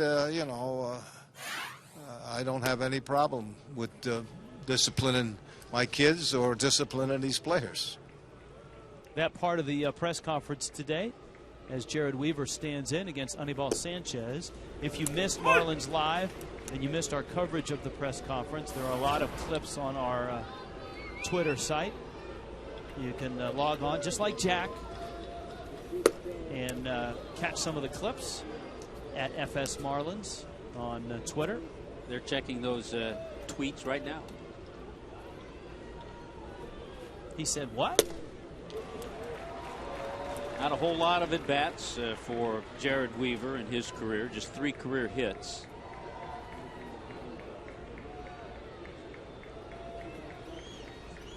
I've always thought the biggest fear of American League managers in interleague play is that their pitcher up there takes a big swing and pulls a muscle somewhere.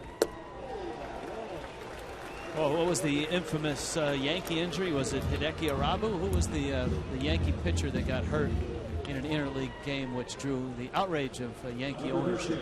But then again, Arabu was never in the best of shape, so that might have caused that. It wasn't Arabu. It's another Yankee starter. It wasn't Arabu? Was it Chim-Ming Wong? My apologies. Thank you, crack staff. Mesa is Turris up there. He doubled back in the first. Sanchez gets a tough hop, and it's off of Gabby's glove. It bounces into right field. It's going to be a base hit. Gabby Sanchez going to his right, and that either hit the lip of the infield or a spot in the dirt. Watch the crazy kick. Yeah, it just hit a tough spot on the dirt, and as Allison Williams reported earlier, because of the rain, the infield is actually in pretty good shape because it maybe isn't as fast as we usually see it, but that hit something and took a bad hop, so Asturis gets the base hit.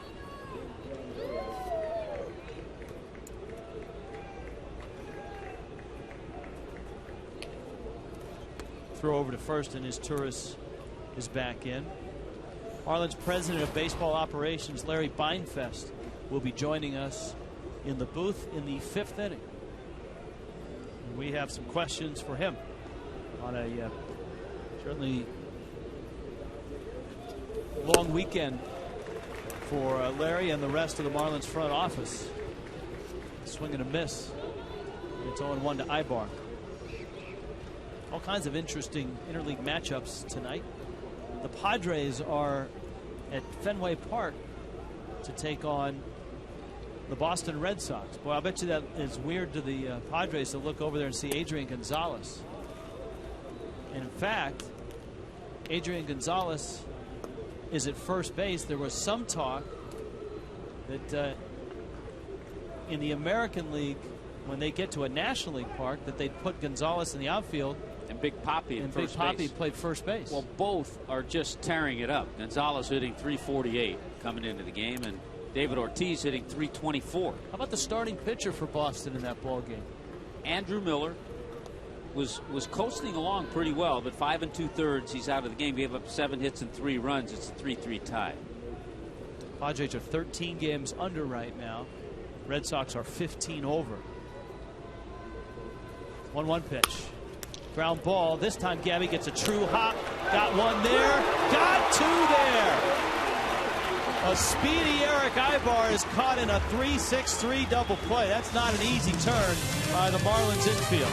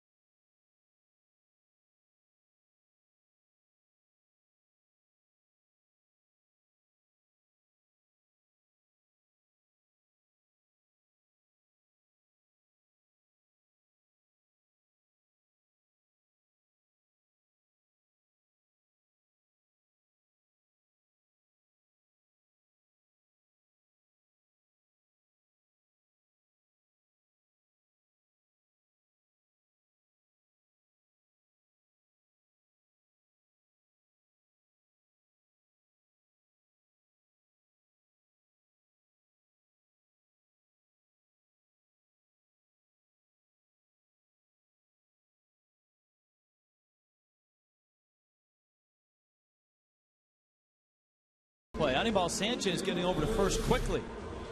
Yeah, this is the 8th double play started by Gabby Sanchez this year. It's our checkers double play of the game. It starts with Gabby's good throw, and Bonifacio flat-footed gets it over to Sanchez, who did a good job covering first base. See, I knew there was a Sanchez at first base. That's right. Check in with Craig Minervini. Craig? Well, Rich, that was number 15 making the nice play for the Marlins over at first base. Of course, that was the number that Jack McKeon wore. He's worn it for many years in his managerial career. 31 at Kansas City, wore number 1 at Oakland, but 15 since then at San Diego and here. Now, that's Gabby's number. Gabby Sanchez told me that he went up to Jack today and literally asked him, hey, Jack, Skip, would you like the number back?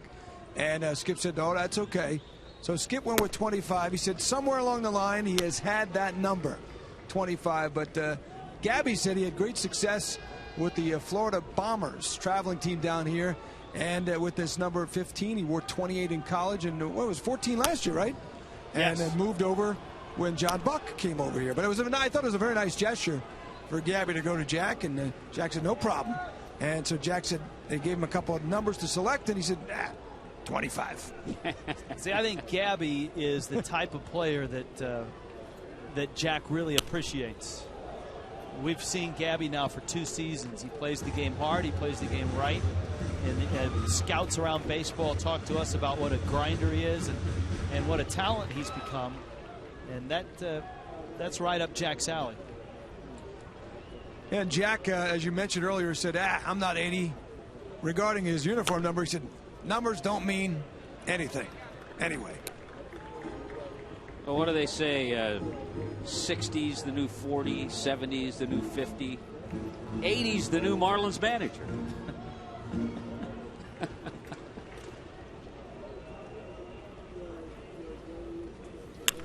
Bonifacio pulls that one to first. Trumbo makes the play. Got Logan Morrison, Gabby Sanchez around the bend as well. Even though Jack is 80, we still have to tell him that this copyrighted telecast is presented by the authority of the Marlins, may not be reproduced or retransmitted in any form. Accounts and descriptions of the game may not be disseminated without the express written consent of the Marlins.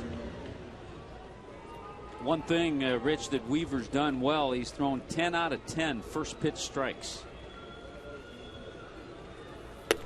11 out of 11.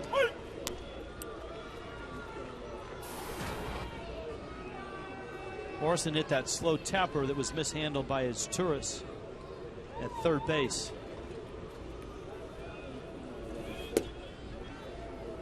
Oh, 0-2.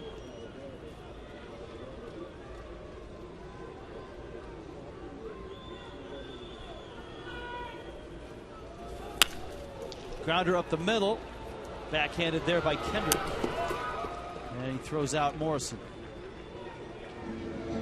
All right, here's your Tickets of America poll tonight. What do you like most about interleague games? You like to see the American League teams? You like the fact that the Marlins can use the DH? You don't like interleague play, or interleague play belongs in the World Series only? I think C and D are almost the same, but hey, 789, 789. Whatever stands out, A, B, or C, or D, go ahead and give it to us. That's kind of one I'm interested to see how our fans react to that one. How would you react to it? You like interleague play? Gabby turns on one and just yanks it foul. I think at this point in time, I'm over it. I don't need interleague play anymore. I think it screws up the schedule. It changes everything. I don't think. I mean, I like the concept initially. I think it was fun for a while, but at this point, I think I'm over it. You're supposed to say in this day and age, I am so over that. That's fouled out of screen. Now then, that begs the question to you then, if baseball does go to 2 15-team leagues, you would have to have an interleague series going from day one to the end. Not necessarily more interleague games, but interleague wouldn't be spaced in a 2-3 week period. So there's that. Here's the 1-2. Gabby went after a high fastball. Weaver's throwing hard. The Marlins have the only run of the game, though, and we're through 3 here.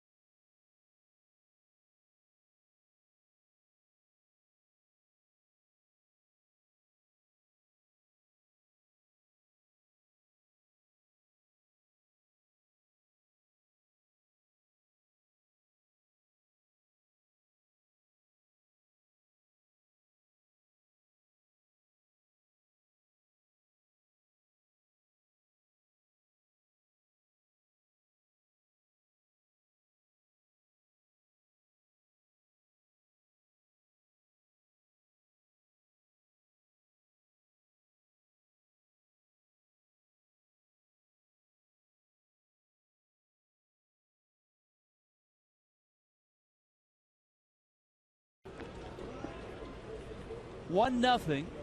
Marlins on top. Anibal Sanchez in the 4th.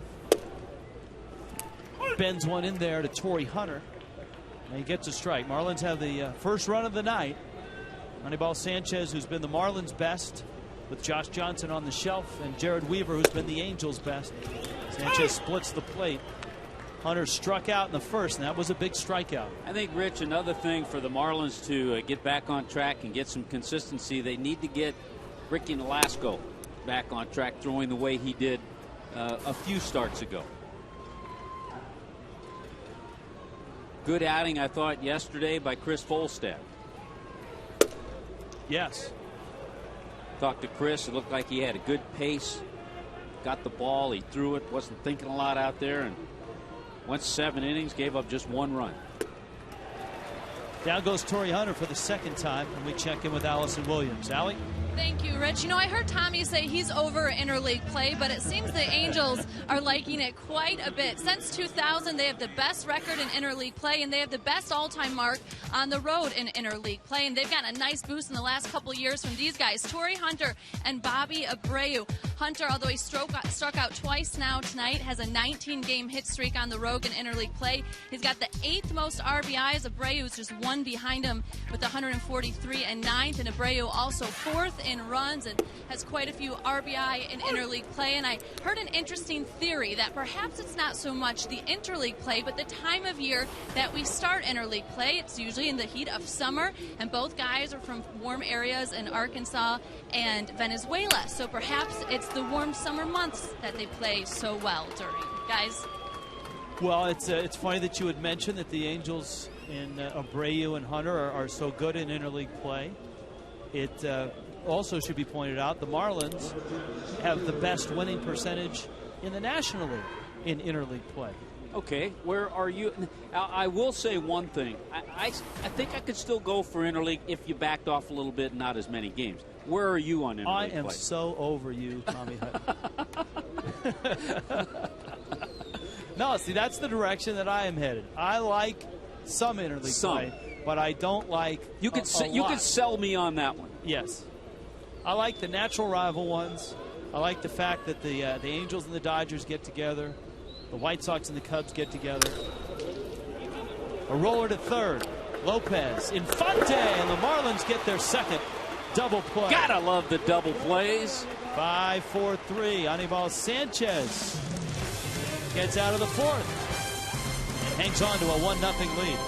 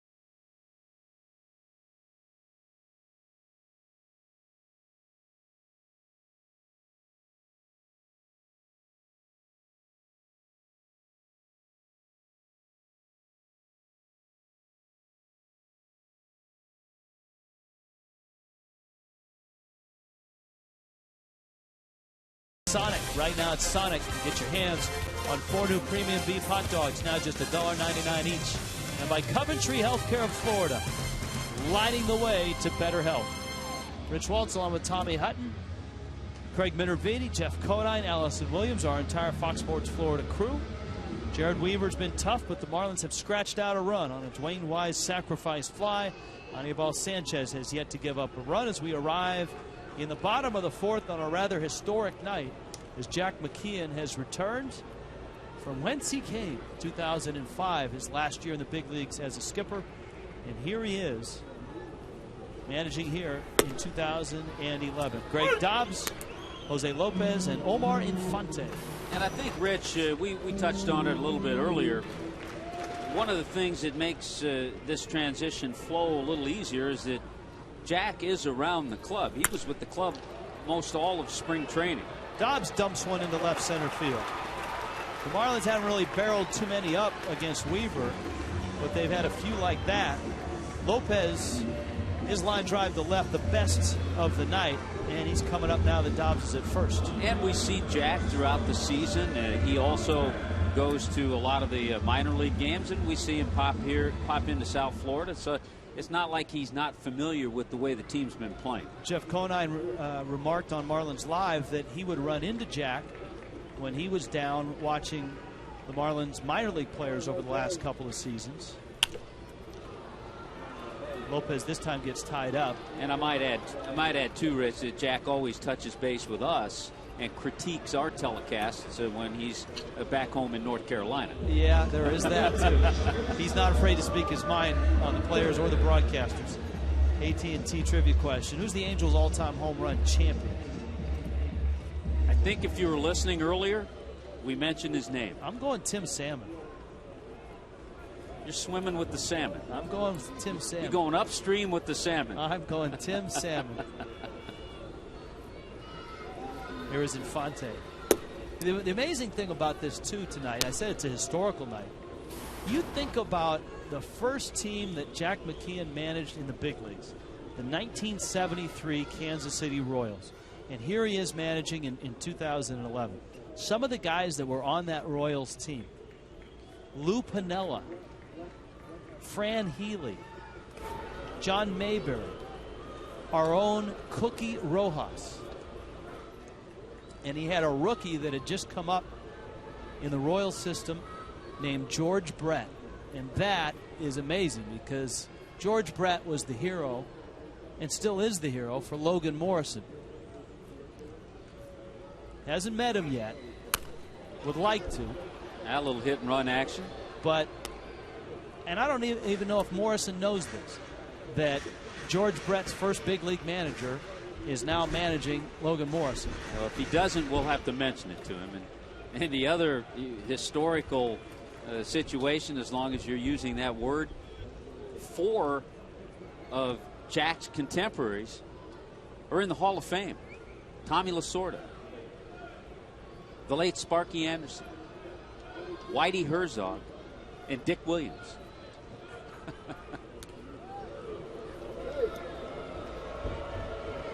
Hal McRae was on that team. Kurt Bavacqua was on that team. Of course, Cullen McRae, one of Hal's sons, is the Marlins video coordinator.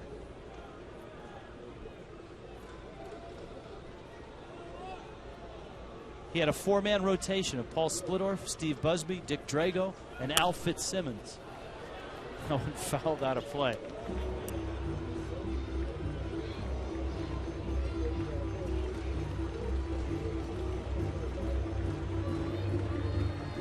Gene Garber was in his bullpen. Doug Bird, Bruce Del Canton. Flipping up some knuckleballs.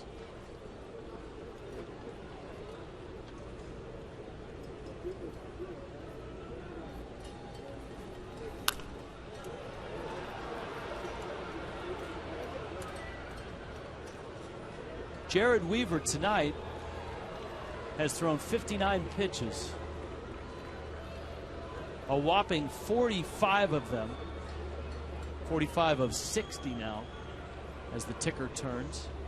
45 of 60 strikes. So he's only missed on 15 of 60 pitches. Now, we talked about all those first pitch strikes.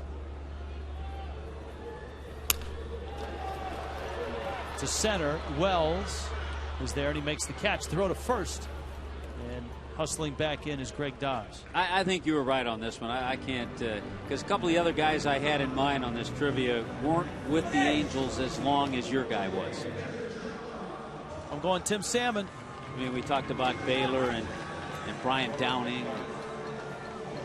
299 home runs. Salmon part of the World Championship team. Well, you had Garrett Anderson, David Eckstein, Scott Spezio. Spezio had a big World Series. Erstad was big in that World Series. Salmon. Troy Gloss had a couple of big hits. That ball knocked down. By the way, that'd have been another good guess for home run. Troy Gloss. Yeah.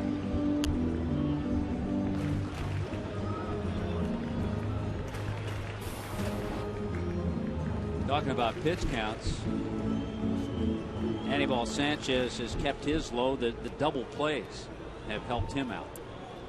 He's at 54.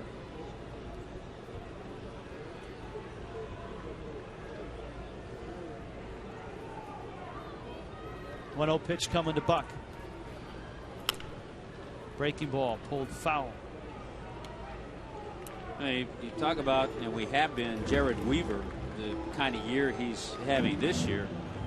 I mean, it's not a surprise. I mean, he won 16 games in 2009. He was a 13-game winner last year with a low ERA. With not a lot of luck. 34 starts. He was 13-12 and had an ERA just a little over 3. Of course, the Angels will run Irvin Santana and Joel Pinheiro out there.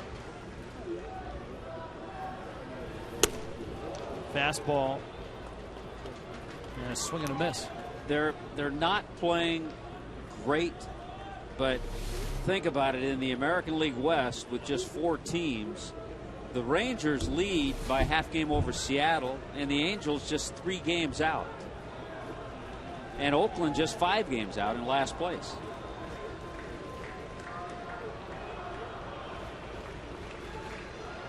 One, two.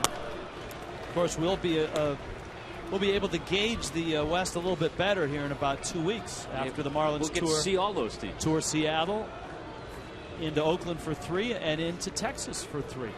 Seattle scares me. Good pitching. They just took 2 out of 3 from the Phillies. Right.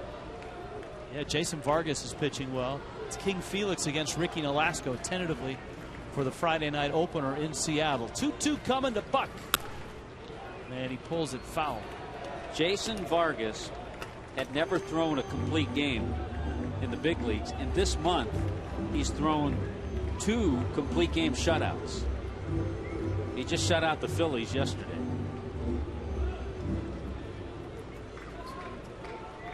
Of course, the Marlins may run into Michael Pineda as well up in Seattle. Doug Fister, another guy on that Seattle staff. And Weaver strikes out Buck. Marlins get another hit, but all they've got is 1 run tonight.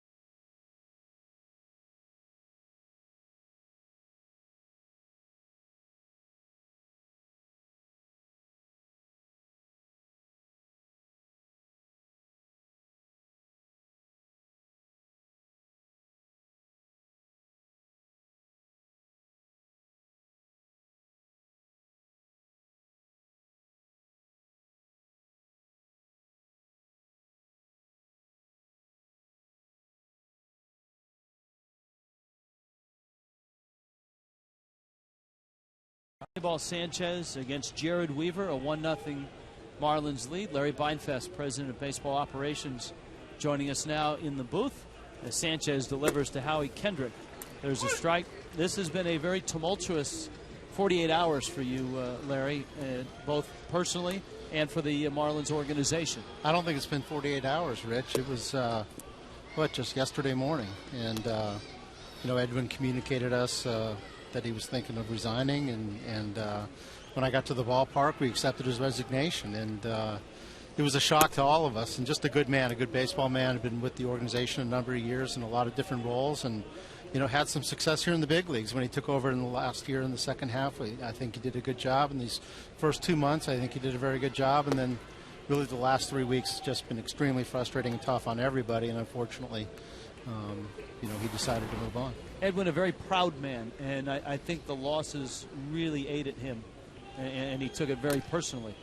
No question about it. And, I think it all hit us so quickly, and that's the thing. And Tom, you've been around a long time, and this is my 22nd year. I've never seen it before, and I've been associated with some good ball clubs and some bad ball clubs. I'd like to think that this is a pretty decent ball club, but to go through what we've gone through is, I just have never seen it. And I think it really did take a big toll on Edwin. All right, well then take us through, after that happens, how did you decide upon Jack McKeon? Was it a long process? Was it a quick process? It was actually a relatively quick process. Got on the phone with Jeffrey and with David Sampson, our president, and our baseball people, Mike Hill, Dan Jennings, Jim Fleming, and we all kind of centered on Jack immediately and said, hey, this is what this ball club may need again. And this is a guy that's done it before. We're familiar with him. He knows our players. He's been around. It won't be a big transition, a big to-do. We all have a great relationship with Jack. Let's give this a shot. Got Jack on the phone. Here he is tonight. And, it was the same old Jack. It was great to see him. He's energized, and he wants to get this team going in the right direction.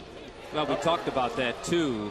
The fact that Jack's around. He was with the ball club most all spring and sees the club throughout the year, so that helps. Well, no question. Even going back to guys like Lomo, Gabby Sanchez, when they were playing in Greensboro, he was out scouting them for us. So he's known these guys quite a while. So this is not a new experience for him. But, it's just fun to have him back. The cigars are back and some of the Jack-isms. And, we're going to win today and the enthusiasm. And, people talk about the age and all this. If you're around Jack for more than 25 seconds, you understand the enthusiasm he has for the game, the love for the game, and what he expects out of these players. And if a little bit of that rubs off on the players, then it's a win-win. Well, no question. And Tommy, sometimes you need a little change.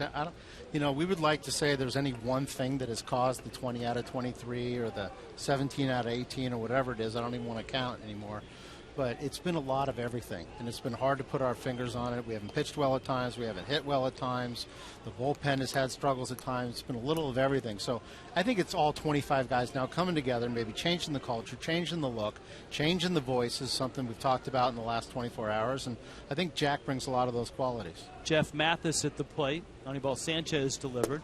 On Marlins Live, we had a lot of clubhouse reaction to not only what happened this weekend, but also to the pregame speech that Jack gave to the ball club.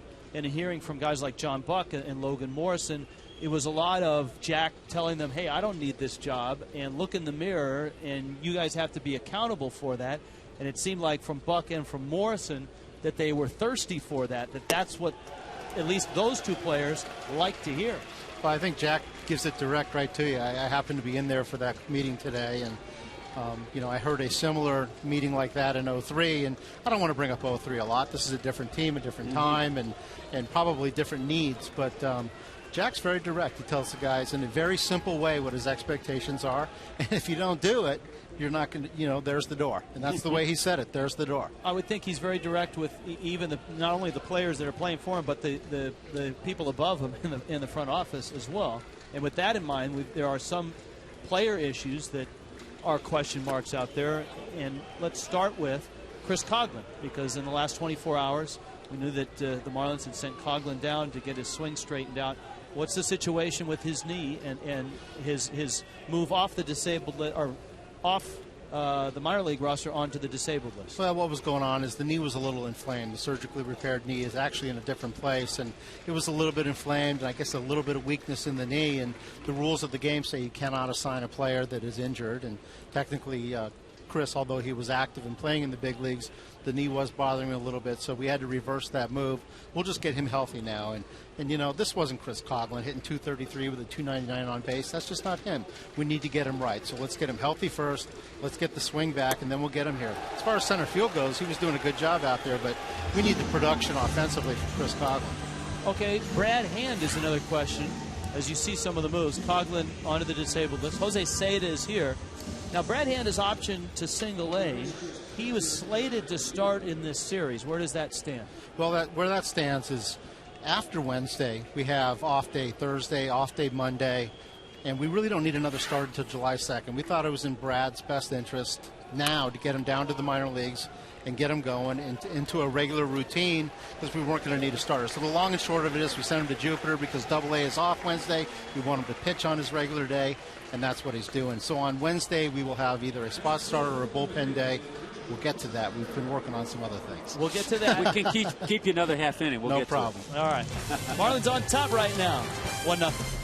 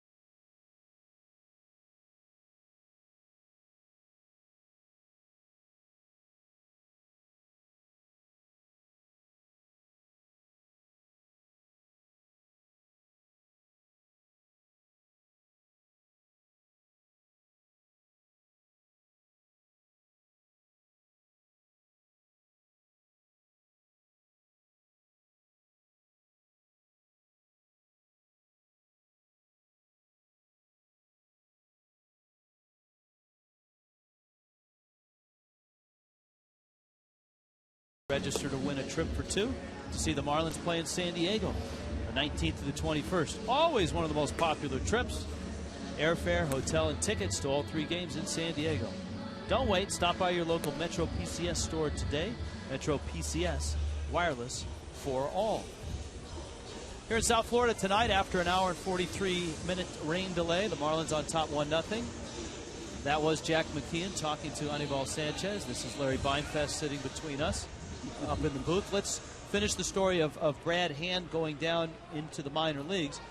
A lot of it has to do with the off day you've got coming up. Yeah, and again, we want to make sure Brad's gets into a regular situation in their minor leagues, keep pitching, because we do have the 2 off days. We're only going to need 4 starters for about the next 11 games or 11 days.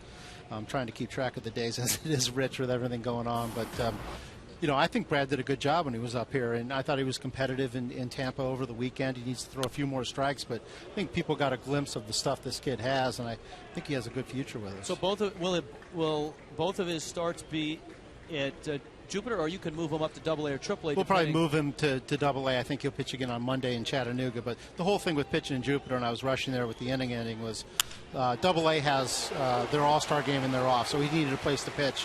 Why not an hour up the road? Dwayne Wise has 2 big at-bats in this ball game, a sac fly that knocked in the only run, and now a leadoff single sets up nicely with Sanchez coming to the plate, and he can try to drop down a bunt. Yeah, I was going to ask you guys, did that really happen a couple innings ago? Did Wise get a runner home with less than 2 outs? Yeah, we were talking about that's one of the things Jack used to preach all the time, and he still does, so it was good to see that run come in. And I want to get back, we were talking about pitching. Ricky Nolasco, we talked about it a couple of innings ago before you came in, Larry, needs to get back on track the way he was a few starts ago. Well, you know, I think Jeffrey, our owner, is probably watching tonight, and he asked me, what's up with Ricky? And I wish I had the answer, Tommy. You know, Ricky's a very good pitcher, and for him to struggle the way he has the last couple outings, and again, this whole 3-week deal here. This whole time frame has been so baffling because 3 weeks ago, I remember Ricky Nolasco in San Francisco absolutely just dominating the San Francisco Giants. And it just wasn't that long ago. So it's just been so much weird stuff going on. And we just need to get it straightened out because we're better than this. Ricky Nolasco's better than this. And we need him to step up, especially with J.J. still on the shelf. Your best player these last 3 weeks is that man right there, Anibal Sanchez. Well, no question. He's probably been our most consistent starter. There's no question. Again, with J.J. out, he's been terrific, and he's stepped up. And it was a shame what happened last Wednesday in Citizens Bank in Philly in that second game of the doubleheader. And he just keeps us in every game. We'll knock that it continues in this game, but he's been dynamite. And again, he's right back on it. And it'd be a shame if he's not in the All-Star game this year, too. And he gets a bunt down on a difficult breaking ball. That's a nice job by Sanchez to follow up the Wise single. Now you got Bonifacio and Morrison coming up with Dwayne Wise in scoring position. Yeah, this is not an easy guy to bunt against, and especially with 2 strikes. But perfectly done. The only play is to first, and Anibal got the job done. What's the status of J.J.? Is he off flat ground? Is he on a mound yet? He was on a mound. He threw in Tampa twice over the weekend. Felt good. Keep our fingers crossed. He is on schedule now, working his way back. Hopefully a couple of rehab starts, and right after the break, hopefully when we're in Chicago playing the Cubs, that he will be back and active, and that is our goal. He's eligible to come off the 60-day right there at the end of the All-Star break, and right now just trying to map everything out with Randy St. Clair. It looks like hopefully that weekend in Chicago. Well, I know he's been playing a lot of long toss, so it was good to see him off the mound. That was yesterday over in St. Pete. It's always good to see J.J. off the mound. We just would like to have him on the big mound in the middle of the diamond. But it's been a little baffling. I know it's been super frustrating for him and for us. You know, he just had a little something going on the shoulder. Now it's turned into a 2-month deal, and I know it's been tough on everybody. So we need to get him back. He's a huge part of this team, and you know we'll still have some baseball to play when we get him back. Emilio Bonifacio takes a ball in the dirt, and the count is 1-0. Bonifacio has played at almost every place and hit all over the place as well. Seems to have made some pretty big strides offensively this year in terms of on-base percentage, putting the ball in play, a little more plate discipline. Hopefully he won't jinx it this at bat, but I know you guys noticed it's the high pitch. He's been able to handle a little bit better. Very good. That ball looked up, but anyway, he laid off the hard stuff up, and that was really a problem for him, both from the right and left side. So I think he's learned a little bit to lay off that, and it's helped him. And he's just mature to the player. He's a great kid. He can play all over the place. Super talented. What he can do on the base pass is change a ball game. So he's been super valuable as well. And obviously the master plan is to get to the point where Bonifacio is on your bench. You can spot start him to rest guys and then use him as a weapon coming off the bench. Well, no question. I mean, he can pinch run. He can defend in any number of places. You can move him around the field once he's in the game. So he acts as a couple players. Obviously, we'd love to have Hanley out there. I know the back, and he just didn't look right yesterday. So the night off tonight. But, we need Hanley back out there. We need J.J. back out there. We need Bonnie coming off the bench in a super utility role. We need to kind of get our guys back together and get rolling. Okay, which brings me to another question. I'm sure in the meetings you had with Jack and with the staff and everybody else, were there discussions at all? I know you can't get into particulars about improving in areas, going out, getting somebody, making a move here, making a move there. Briefly, Tommy, but really what we've kind of concentrated our energies is winning a game. And then let's win a series, and let's just kind of get this team going again. Then we can talk about the tweaks, et cetera. And we did a few little things last week with Wise and Lopez just to change the mix and maybe bring in some veterans. Jose Seda, we showed him. Yeah, and Jose He's been throwing the ball well, hasn't he? Exactly. He's done a great job. I think he's leading the PCL in saves, and he's going to get his chance here in the big leagues. So there's been some minor tweaks. There's some things that, we can do that will almost look like additions. You get J.J. back. You get a healthy, productive Chris Coughlin back. You get a healthy Hanley back in the field and not hitting in the low 200s. Those would be huge things for us that we're playing without right now. Clay Hensley. I mean, that's our setup guy, and probably was one of the better ones in the National League last year. So you have to deal with injury. We've had some big parts that have been banged up, but you have to fight through it. It's not an excuse for what's happened over the last 3 weeks. But when you talk about change, maybe those are changes that can be real positive for us. Morrison didn't see an off-speed pitch his last AB, but that's all he's seen in this at-bat with Dwayne Wise 90 feet away, 2 outs in the bottom of the 5th in a 1-0 game. Jared Weaver, one of the American League's best. There's the fastball, and it's fouled back. It's 2-2. What is the status on Clay Hensley? Feeling better. We don't have a timetable right now, but he stayed back on this just completed trip, and talked to him today in the clubhouse. Said he's feeling a lot better, and I'm not quite sure what that means in terms of mound readiness. Just making sure that whatever pain he had in that shoulder is gone, and we need to get him back, and he's a big part of the pen. 2-2 is outside, and finally Mike Stanton. We heard in talking to Mike that the eye feels a little bit better today. Yeah, I don't think it's going to be long. It's feeling better. I think the dome kind of accelerated things. You know, it can get a little fuzzy inside at Tropicana Field, but he is feeling better. He has some drops, some medication for the eye, and hopefully before we go out on the trip, he'll be ready to go. 3-2 coming to Morrison.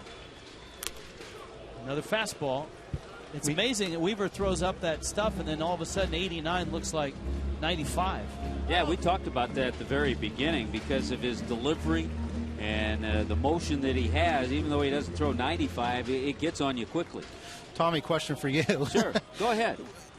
A pitcher from the other league you don't face very often. Tough. You have a book. It's tough. It's very tough. We talked about probably the first time around, guys are just trying to feel out the pitcher, get his delivery, see where he releases the ball. And I think that showed the first 2 or 3 innings. Guys weren't really scoring up many pitches off Weaver. And the same's true with the Angels and Anibal. And I know our guys spend a lot of time with the video and really, concentrating and trying to look at release point, but it's not the same until you get in there. No, we could all hit good off the video. Yeah, well, maybe I can't, but. Pitch number 85 coming for Weaver, a 3-2 to Morrison. And it's in. Weaver thought he had a strikeout. Morrison walks, and Gabby Sanchez for the 3rd time will climb in against Jared Weaver. Let's see where that was on Fox Track. It's just little nuances like this, and I've noticed one thing Weaver is not afraid to do, and that's throw inside. And he's done that, especially a couple of his strikeouts. He's frozen guys on pitches just off the plate. But that one was a ball. Fox Track showed that. We don't argue with Fox Tracks, Larry. No. Mike Butcher out to tend to his right-hander. Hey, we should get Larry's answer. We were talking, Rich and I, about our feeling on interleague play, and I think both of us, we're not crazy about it. We would like it if it was backed off a little bit, maybe not as many games. Yeah, what's your feeling? I like it. For us, we're at the ballpark every day, different cities, different teams. For me, it's a nice balance with the unbalanced schedule. Where we play the Mets and the Braves and the Nationals 19 times. I think it's semi-interesting to see a team from a different league. And then when we go out on the road, to places like Oakland and Texas and a home series in Seattle. Like going back to Seattle. Yeah, even though it's a home series for us, I think it breaks it up a little bit. I think it makes it interesting. Sure, it can be tweaked either way, but then there's arguments against the unbalanced schedule. Do you want to see teams in your division 19 times as well? So, there's no perfect way. I think it's working pretty well. And for me, personally, I think it's fun to see the other league. Well, Weaver paints. And historically, the Marlins have played pretty well in interleague, too. 0-1 to Gabby Sanchez. Logan Morrison's at first. Across the diamond is Dwayne Wise. The Marlins here in the bottom of the 5th with a 1-0 lead.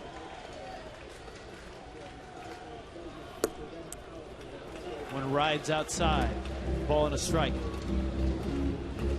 These are those situations, and in Jack's press conference, he talked about having fun, not loading yourself up with too much pressure. And I think at times certain hitters were doing that, especially the way the club struggled with runners in scoring position. I think especially because the bulk of the offense has been the middle of the offense. Young players, Morrison, Sanchez, Stanton, Dobbs to an extent. And that some of the veterans, the guys you expect to be leaders, were struggling. Hanley, Infante, guys that weren't getting on base and setting the table. And you get the sense sometimes guys want to win a game with one swing all the time. And I got to do it here. And hopefully he just did it right there. Abreu at the track. He makes the catch. Thought it had a chance. Larry, thanks for the visit. You bet, guys. Good luck. Thanks, these, Larry. Next few days and the rest of the way. Thank you. All right. Larry Beinfest, 1-0 Fish.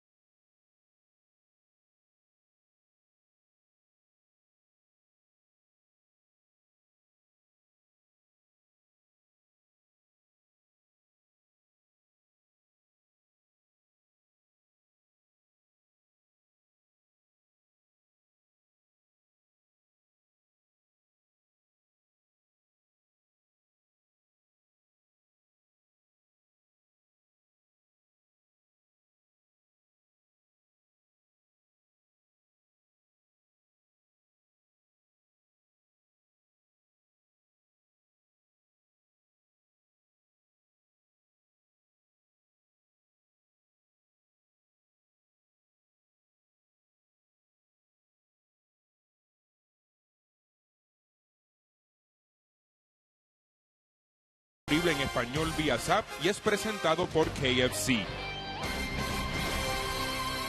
Like Robert De Niro in Taxi Driver.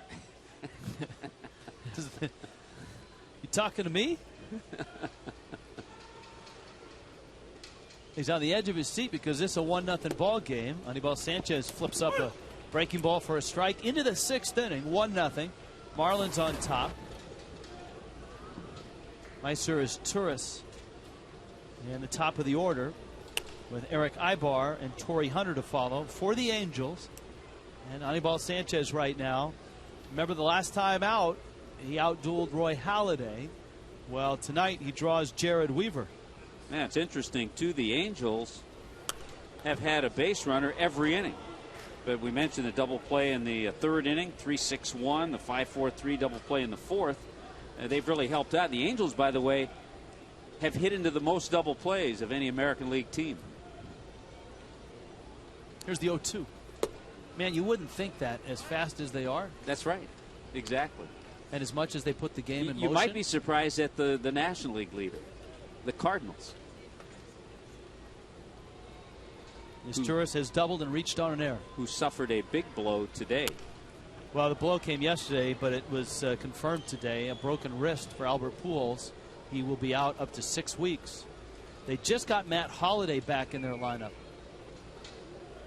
Now, I have a question to you on that. Okay. Never like to see injured players, especially a star like Albert Pujols. But with Pujols not available for the All-Star game, would that possibly help Gabby Sanchez's case? Check swing. Did he go? No swing. Yes, I would think so. It's still going to be tough. But what normally happens if he's voted in or named to the All-Star team, he can still go and participate in all the All-Star festivities, but not count against the roster. Right. And they can add another player in his stead.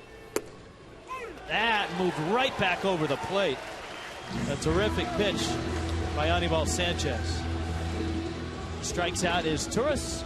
We take a look at the upcoming Marlins schedule brought to you by Just for Men Hair Color. Angels tomorrow, Angels on Wednesday, fly into Seattle on Thursday. Just as we look forward to the upcoming schedule, you can live forward with Just for Men Hair Color. The Cardinals are going to move, it sounds like, Lance Berkman into first, and John Jay is going to get some regular playing time out in right field. That's going to be a tough play. Sanchez not there in time. Defensively, you could not have done anything better on that play. That's just some speed by Ibar. Because of the way the ball was bunted, Anibal Sanchez is not going to get it. You have a chance if he gets there. Gabby's there, makes a great flip. Sanchi turns the other way, makes the catch, but the speed of Ibar, and he beats it out. And Ibar certainly is a threat to run. He has stolen 14 bases, and he's been caught only twice. And here's Torrey Hunter, who has struck out 2 times. Hunter, as a twin and as an angel, kind of has the penchant for a big hit, a game-winning hit. He has 11 game-winning RBIs. That is tied for the Major League lead.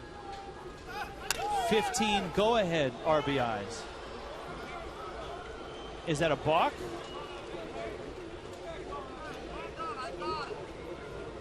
And a balk called on Anibal Sanchez. Ibar can walk to second. Am I thinking he didn't stop? Because it didn't appear that he made, and there's certainly no disagreement from Jack's side. Let's see if there's anything here. They're saying not much of a stop, and there wasn't. It has to be something consistent. Yeah, if you change your delivery from the stretch that dramatically, you'll get popped. I'll tell you the other thing, you were talking about the things that Torrey Hunter's been able to do. He also, this year especially, has a penchant to hit into that double play. He's hit into 18, but that takes away that double play, the balk. Count is 0-1.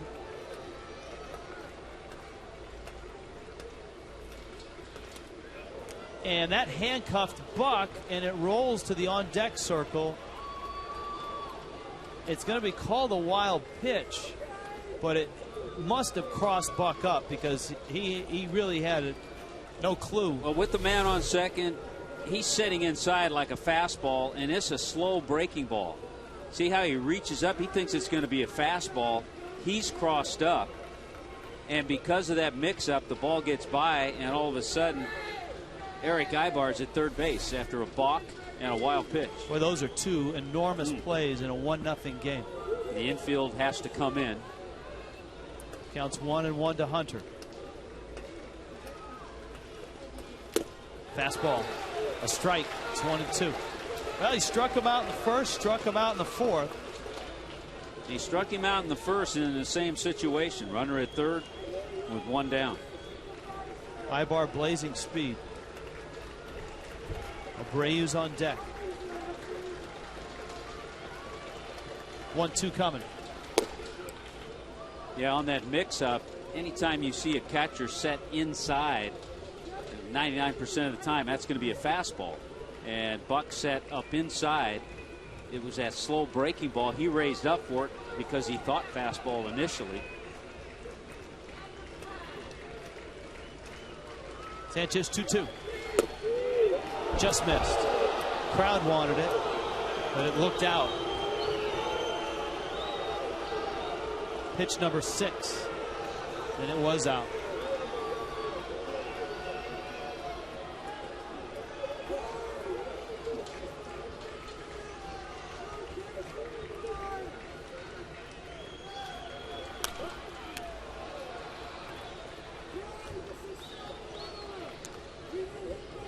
Three and 2.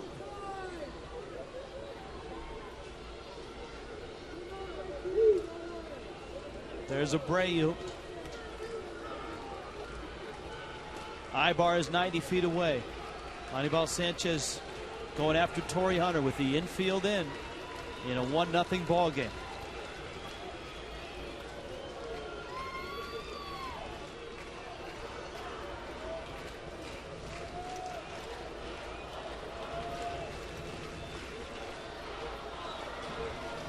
Torrey Hunter, you talked about his career, a good part of it with the Twins, 7 times had 90 or more RBIs.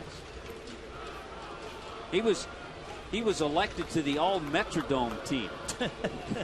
That's saying something. That's some good players because he's in that time. Same outfield as Kirby Puckett. He's in that Kirby Puckett group, yeah. That Kent Herbeck group. Of course, he made one of the great catches in All-Star game history, robbing Barry Bonds of a home run. Believe that was in Milwaukee. 3-2 coming. Little chopper over the middle into center field. And the balk and the wild pitch are costly here in the 6th inning. The Angels have tied the game. And they've changed that wild pitch now to a pass ball. And rightfully so. I mean, it can go either way, but even when you get crossed up a pitch like that, that pass ball makes it an unearned run as well. Whether that's a saving grace at all, it isn't. It's still a tie game. So it's a 1-1 game. Sanchez working the gum. Now he's got to get Abreu with Hunter at first base. Abreu's had some pretty good swings tonight. He lined out to short and then singled into center field as Randy St. Clair talks things over. Sanchez, you can tell he's visibly upset. 83 pitches for Sanchez. Jared Weaver has thrown 89 pitches. Both these guys threw their season high number of pitches their last times out. Weaver 128, Sanchez 125. John Buck, by the way, second in the National League in pass balls. Second behind Josh Tolley of the Mets.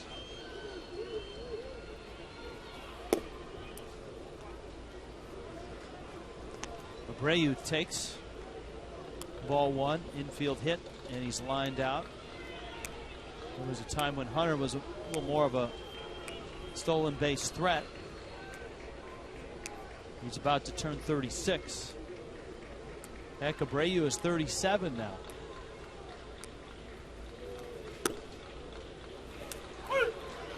Might be Abreu now with over 2,300 hits in his career. Twice an All-Star. Won a Gold Glove back in 2005. In right field for the Phillies.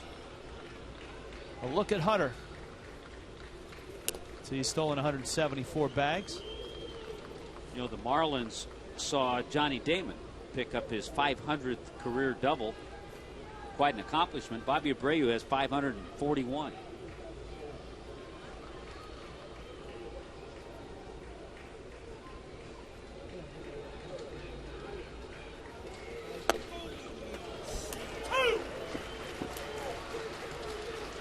One and two.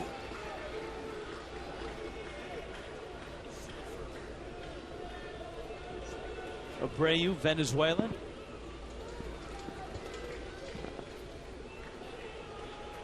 The amazing thing is, he was 36 last year. He stole 24 bases last year. So he's still an all-around threat, even as his career winds down. A lot of DH time. He started over 50 games as the DH this year. So it's the one thing Mike Scioscia told us before the game. He has to maneuver, manipulate a little bit. We'll probably see the speedster, Peter Borges, in the second game of this series in the outfield. Borges such a good center fielder that he's pushed Torrey Hunter and Vernon Wells out at center field.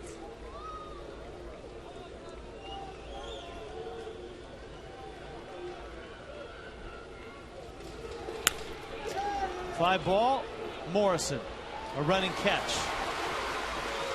Lomo runs that one down. Hunter returns to first. And here comes Vernon Wells. Marlin fans, present your Miccosukee Ultimate Rewards Players Club card at the stadium box office starting 2 hours prior to any Marlins home game. Get a $10 discount on up to 8 infield box seats. Offer cannot be combined and is subject to availability. Miccosukee Resort and Gaming. Get in the game.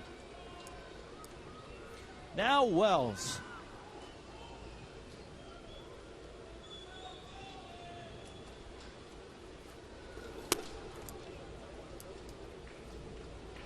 Wells takes up and in. He bounced into a double play in the fourth.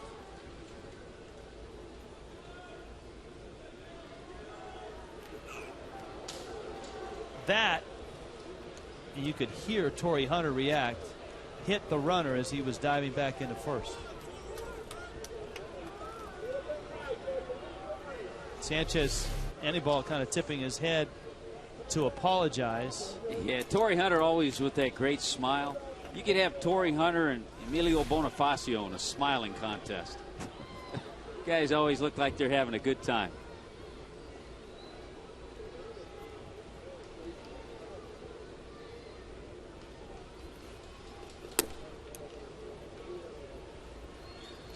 Sanchez misses up on a breaking ball.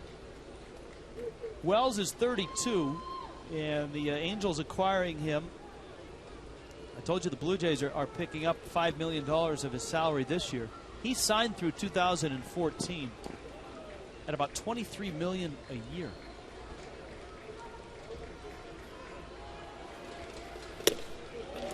He came along after the, and a lot of Angels fans, I think, were upset after the Angels fell out of the bidding war for Carl Crawford.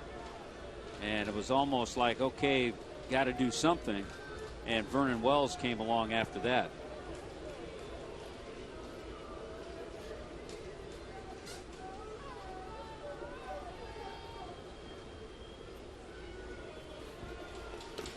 Swings at a breaking ball. Buck digs it out. Hunter still at first. Count now 2-2. Watch where this pitch ends up on Fox Tracks. This may not be on Fox Tracks. It's on the plate. It's on the black. And by the way, Carl Crawford was placed on the disabled list by the Red Sox. Hamstring pull. Got him. Good slider. So the Angels get a run.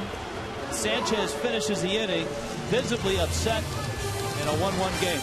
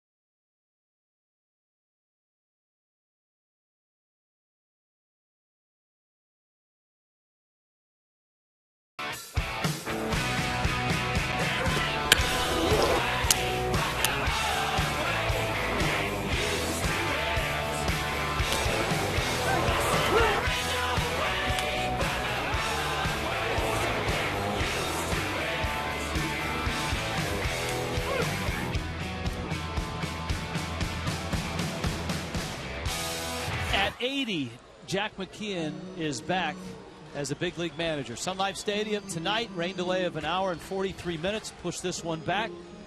Marlins and Angels, a great pitchers duel. Jared Weaver and Anibal Sanchez. Weaver has struck out 5, given up a run on 4 hits. Sanchez has struck out 7, given up a run on 7 hits. Weaver now has thrown 91 pitches. Sanchez has thrown 95. That's the bottom of the 6th. Greg Dobbs with Jose Lopez and Omar Infante against Weaver. 0-2 coming. Dobbs fouls it back. Yeah, the other thing terrific on the 2 lines of the pitchers. No walks for Anibal Sanchez, just 1 for Weaver.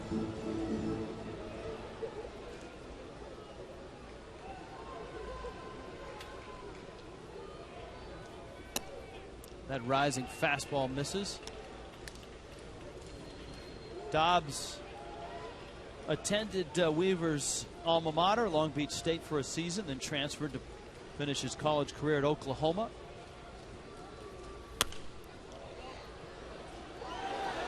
Nice play. Fan down there with his glove. Well positioned, well timed, made the grab.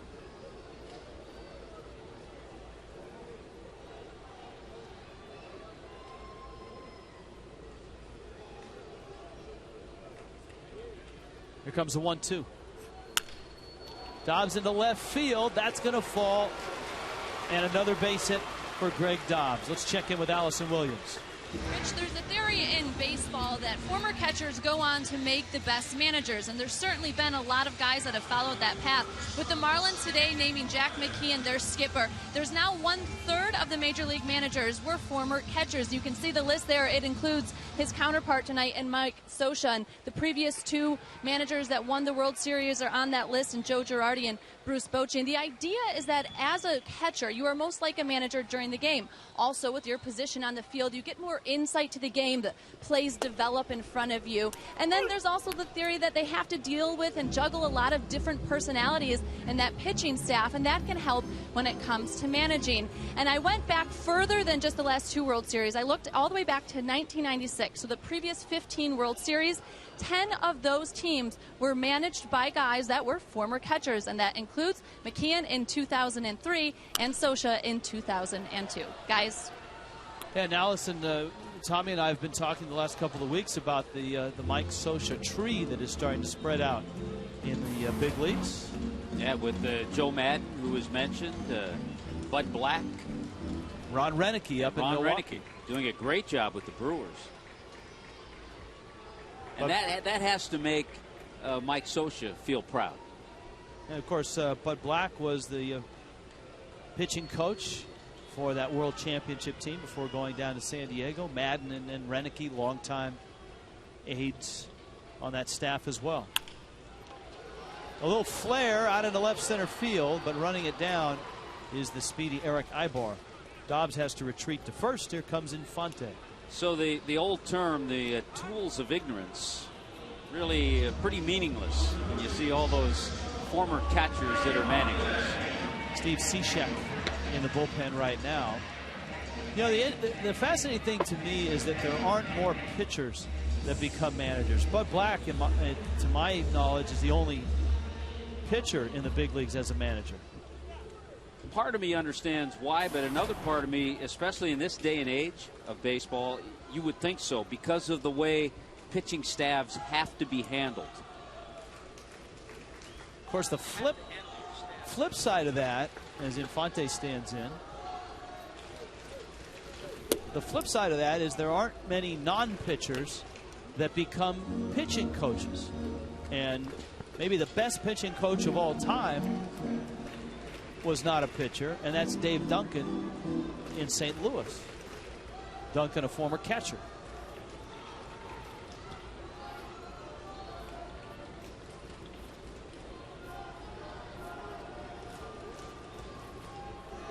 See, if Bud Black could manage and Dave Duncan could be the pitching coach, then you'd have the total reverse there. You'd have a catcher that was the pitching coach. That would be interesting. And the pitcher that would be manager. But Duncan and Tony La Russa have been joined at the hip for a long time, 30-plus years.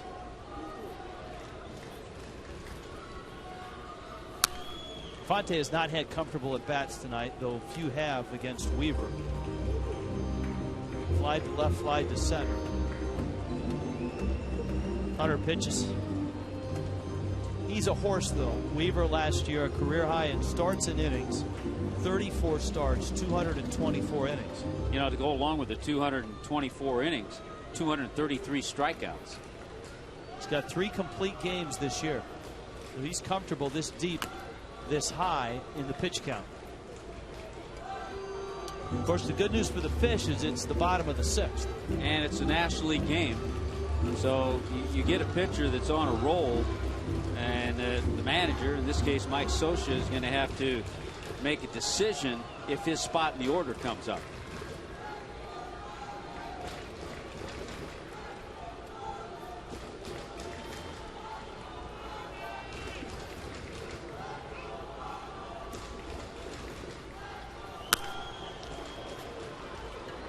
Popped up on the infield. Kendrick. So a single and 2 pop-ups. Here comes Buck. Yeah, really the 2 base hits that have been hit the hardest, the Dwayne Wise and the Jose Lopez base hit. The others have all been bloops. John Buck and Dobbs got a couple of bloop base hits. So not a lot of really solid swings off this tough right-hander. Of course, one of the issues for the Marlins in this awful stretch is one-run games. The Marlins were the best out of the chute. They were 14-4 in one-run games, but they have lost 10 consecutive one-run games since.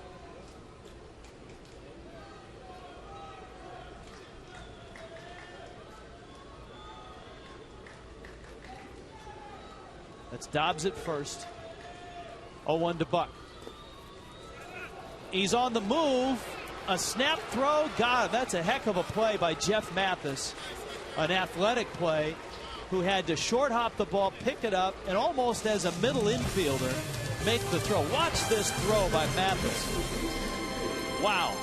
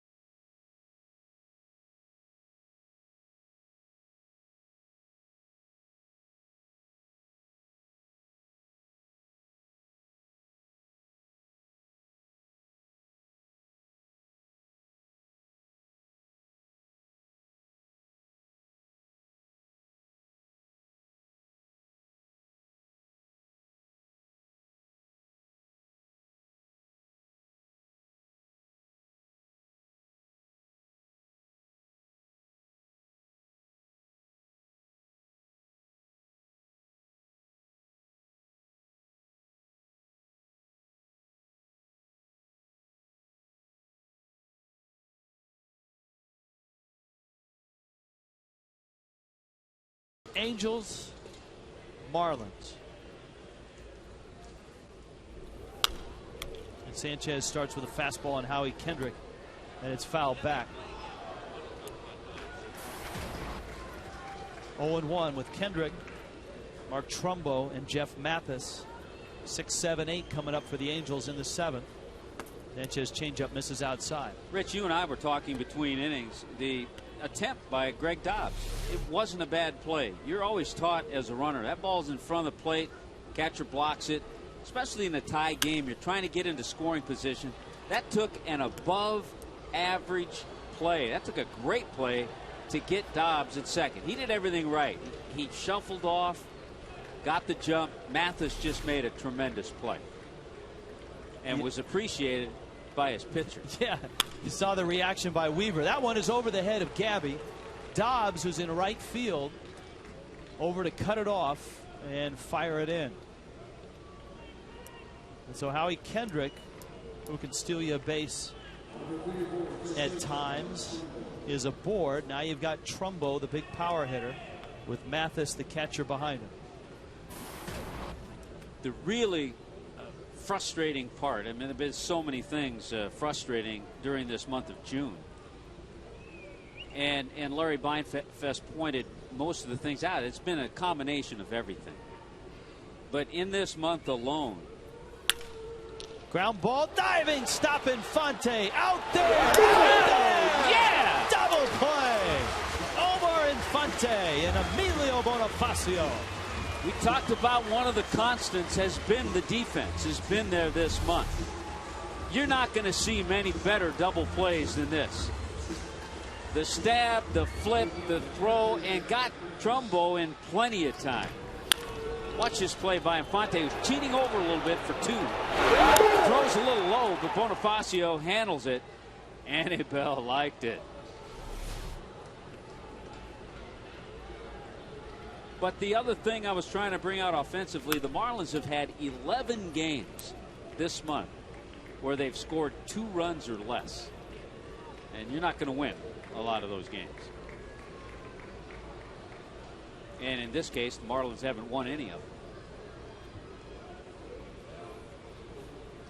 them. Breaking ball and a strike.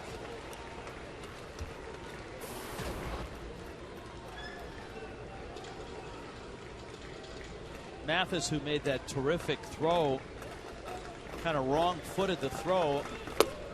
Swings and misses, and Anibal Sanchez is through 7 innings. He's given up just the 1 run. He has struck out 8.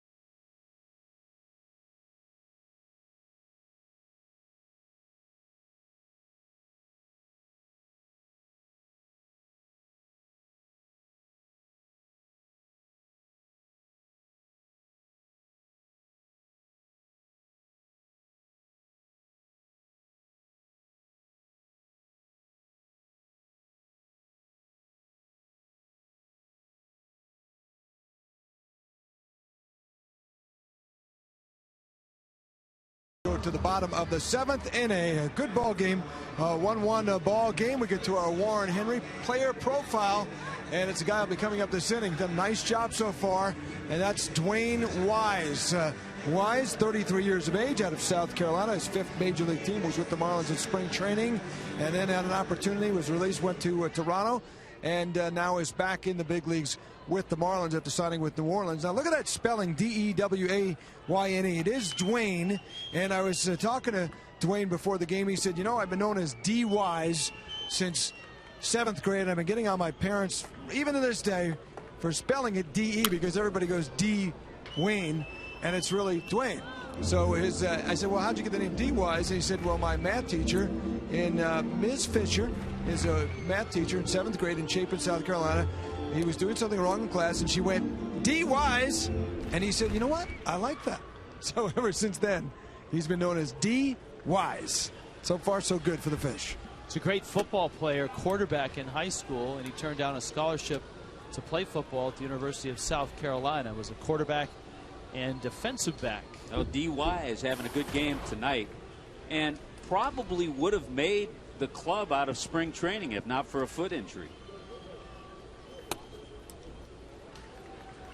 He was brought to spring training as an insurance policy if Chris Coughlin could not make the transition. Had a good spring, got a lot of playing time. Remember, Chris Coughlin missed a lot of spring training. No. 1-2 pitch to Buck. Rolls over on 1 to third is Turris. Across the diamond in time, and Jared Weaver is the first out of the 7th inning. Almost here The new Marlins ballpark, state-of-the-art venue unlike any other, with a retractable roof for air-conditioned comfort, all overlooking downtown Miami. The new Marlins ballpark opening next spring. Catch the excitement. Call 1-877-411-2012 or go to marlins.com. Rich, by the way, good news or bad news, that great double play kept Weaver in the game. His spot would have come up had the Marlins not turned a double play, because he was after Mathis. And the bullpen was active. And Anibal Sanchez's spot is due up next. And Hanley Ramirez is on deck.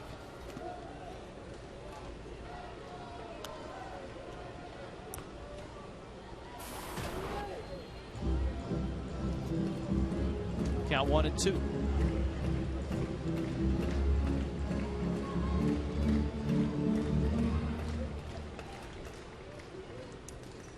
Sanchez still has that towel, has the jacket on.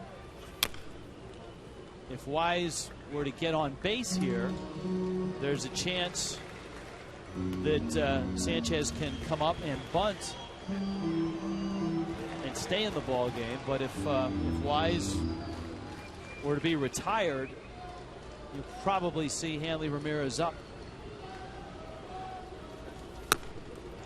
And Wise goes after a fastball. Weaver strikes him out. Now Hanley disappears back into the dugout, and now Wes Helms emerges. I don't think, and I agree with this, I don't think you want to waste Hanley with 2 out, nobody on base. And you might want to save him for another situation. So that's why I think we saw Hanley on deck. And then as soon as Wise struck out, Jack decided to go with Wes Helms. But it does bring to an end the night of Anibal Sanchez. And once again, even though Sanchez is 6-1, he very easily could have 8 or 9 wins this year, the way he has pitched. Well, he could have won that game, should have won that game in Philadelphia. Amen. Weaver misses down low.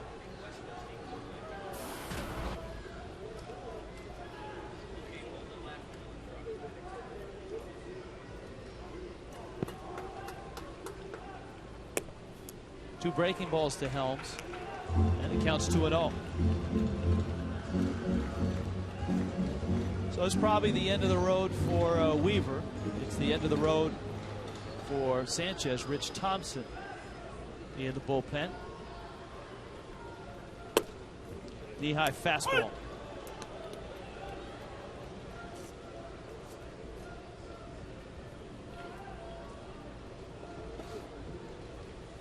Wouldn't you know, the first game back for Jack McKeon, and it's a 1-1 nail biter and a pitcher's duel between Weaver and Sanchez. And he had to wait over an hour and a half to boot to get the thing started.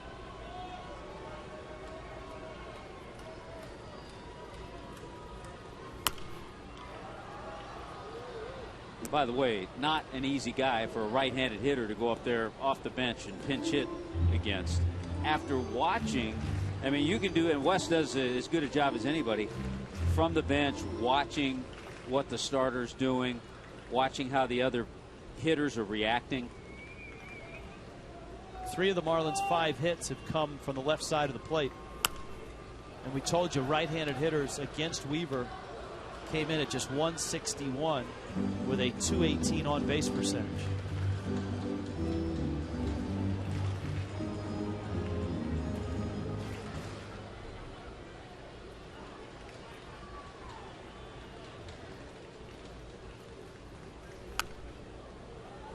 Helms would like to have that pitch back.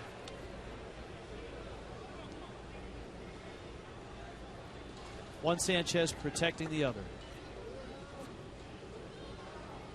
That's the way it should be. They're like family. Just the way you protect me up here in the booth. That's right. I'd take a line. Maybe not. Here's the 2-2. In the air to center. Vernon Wells back and now in. And he makes the catch. Jared Weaver and Anibal Sanchez both leave 1-1 game.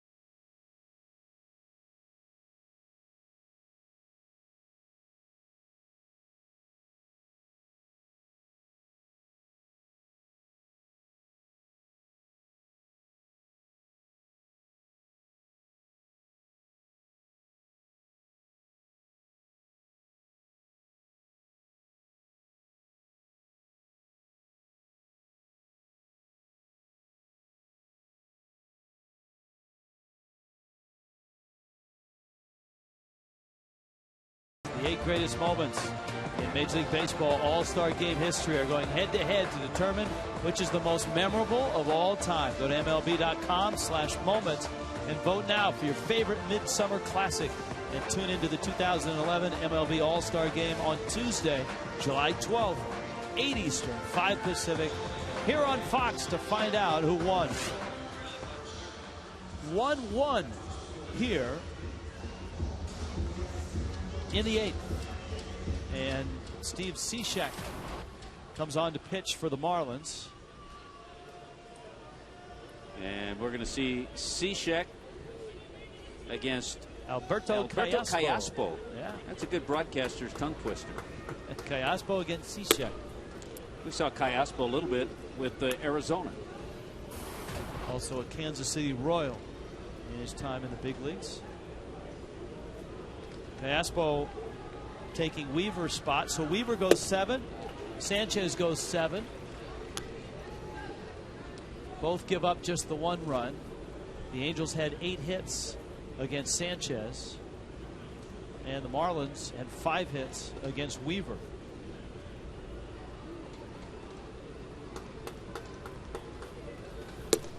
Sanchez struck out 8. Weaver struck out 6.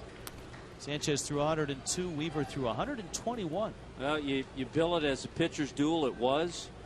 It's a 1-1 game here in the 8th. Steve Cishek gave up his first major league runs over the weekend, but quickly puts away Callaspo. And it says something that Jack McKeon, who walks into this job having observed the Marlins all year, in the 8th inning in a 1-1 game, goes to Steve Cishek. Yeah, Cishek in that Friday game against the Rays, Marlins lost 5-1. And you knew sooner or later he's going to give up a run in the big leagues. Gave up a couple of runs. Now he's back ready to go and start another shutout run. Is Turris in the top of the order now.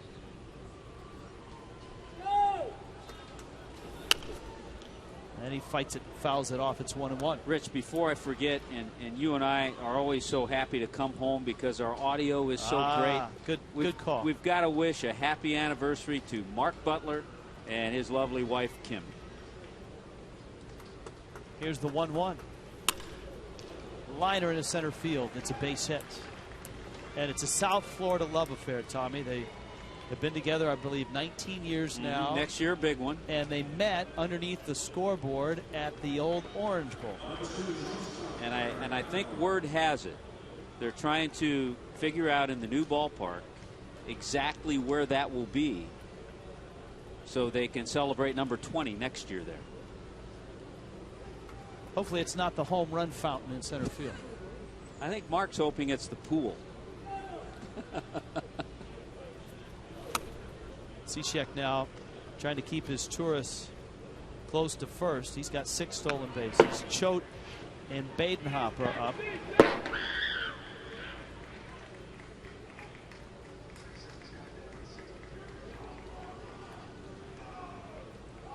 Ibar dragged a bunt for a hit in the 6th. Pulls that ground ball into right field for a base hit. Dobbs is charging. Round second is Turris on his way to third. And the Angels are set up at the corners with 1 out. Here comes Hunter. That's what the Angels do best, going first to third. And also taking advantage. Ibar had that great bunt base hit in the 6th inning. This time he clearly is trying to pull the ball. He got a pitch he could pull. Got it past Infante. And getting to third easily is Turris. All right, there's a couple of things going on here. You talked in his last at bat about Hunter bouncing into double play, something he's done a lot of. If that's the case, and you're Mike Scioscia, and you've got Ibar, who has stolen 14 bases, is he in motion from first base? Wouldn't rule it out. And then we also saw Randy Choate warming up. I'm sure he's getting ready for Abreu, who's after Hunter.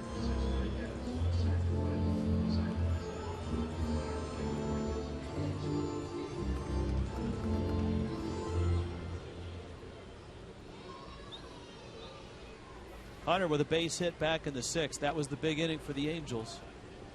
Ibar, the 1-out bunt hit. He was balked to second, and a pass ball by John Buck allowed him to get to third. Hunter banged a single up the middle, and that tied the game at 1. But the Angels threatening here, and they're threatening with speed on the corners, and a guy that has a long line of big hits in his brief Angels career at the plate.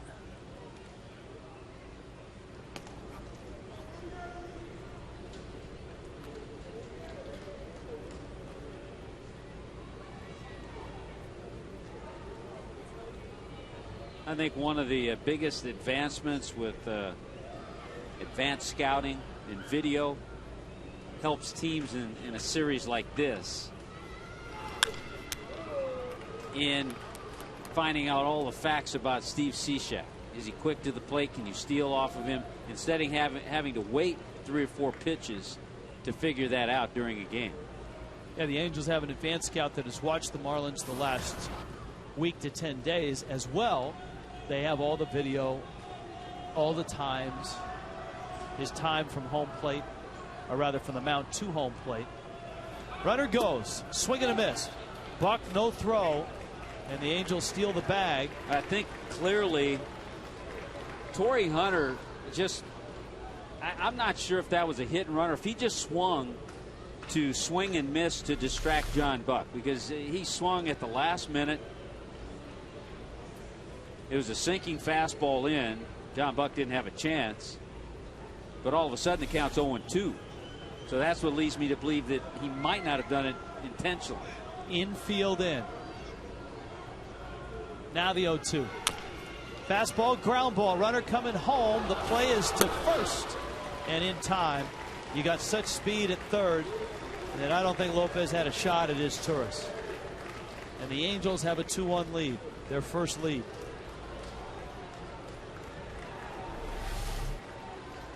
We get a good look here.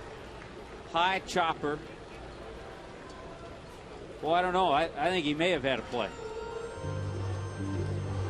I think in a 1-1 game, you got to give it a shot. But he clearly surrounded it and was going to go to first base all the way. I think if he charges, goes to the plate, it's a bang-bang play. You have a shot. Might not get him, but you have a shot. 2-1, Angels on top. Jack McKeon going to the pen. Marooney, call there.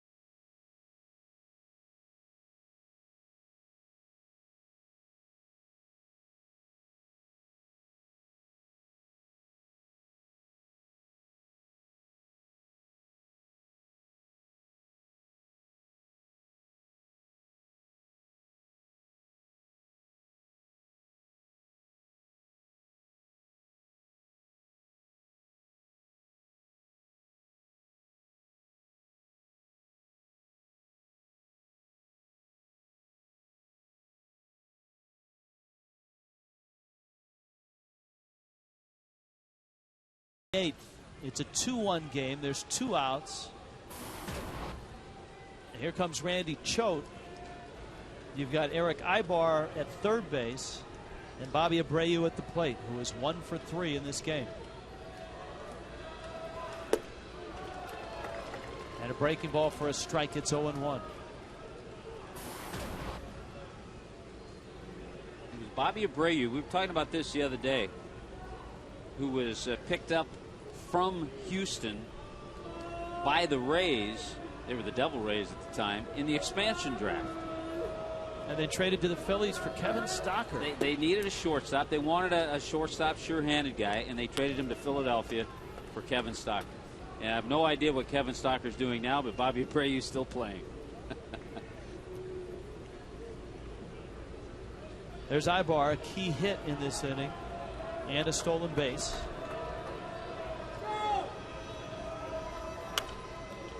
And again, you go back to Torrey Hunter, who struck out his first 2 times up, but he gets the game-tying RBI and then the go-ahead RBI. And we told you earlier in the telecast, he's tied for the Major League lead in game-winning RBIs, 6th in Major League Baseball in go-ahead RBIs. And he may pick up 1 of each if this score holds. Yeah, he's been up in key situations every time tonight.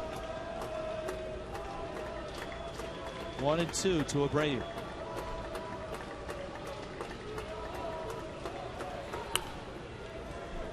Choate's breaking ball is fouled out of play. The Marlins will have in the 8th inning the top of their order up: Bonifacio, Morrison, and Gabby Sanchez. Hard to imagine. I kind of remember, and I forget where the All-Star game was that year, 05. But Abreu was a home run champion, the home run derby. And he was one of the first that then really slumped and had trouble the second half of the season.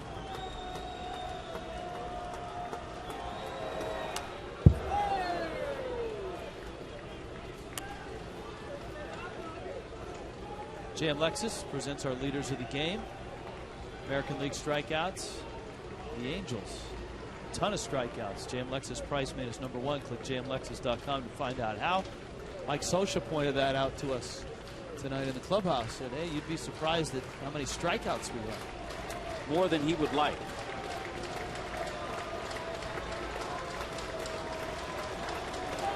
Choate trying to add to that total.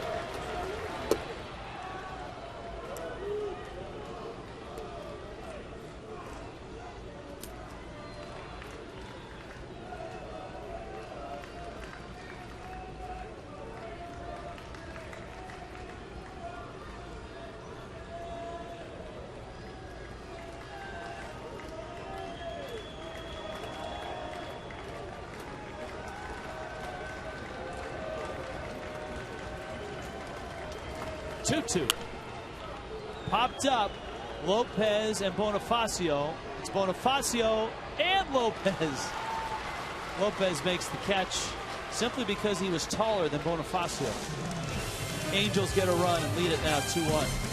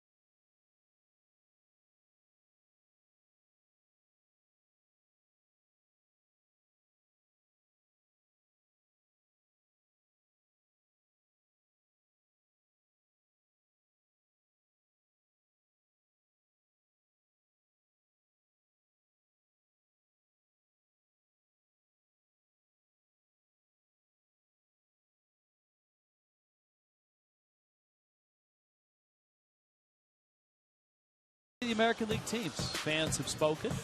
789-789. The DH thing doesn't really float anyone's boat. Although if you combine the two, C and D, I don't like interleague play. Interleague belongs to the World Series only. You get 45%. That makes it a much closer vote. So in actuality, it looks like the vote is almost split down the middle. Almost. 2-1 ball game. Los Angeles Angels of Anaheim up over the Fish. And we have a few changes for Mike Scioscia's Angels. The left-hander, Scott Downs, comes in, and Scioscia told us he's been one of his best guys out of that bullpen. Not an overpowering guy to face out of the pen, but mixes things up, changes speeds really well. Bonifacio takes down low. And the speedster, Peter Borges, goes into center field, and Wells moves over to left. Abreu comes out. See Downs' numbers. It does flip Bonifacio over to the right side. He's a better hitter and seems to have a better eye from this side of the plate this year. Downs misses low. It's 2-0. So 8 innings of Jared Weaver. And since the Angels score in the top of the inning, Weaver has a chance to pick up a win.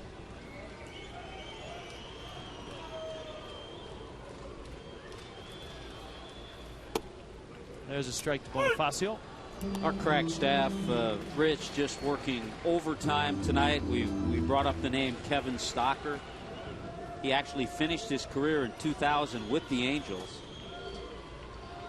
And you would like to know this. He now owns an Emerald City smoothie franchise in Washington. He was a University of Washington product, played for the Huskies. There you go. You can get your smoothies from Kevin Stocker now. Well, we can go there this weekend. It's a Kevin. How are you? We talked about you and Bobby Abreu.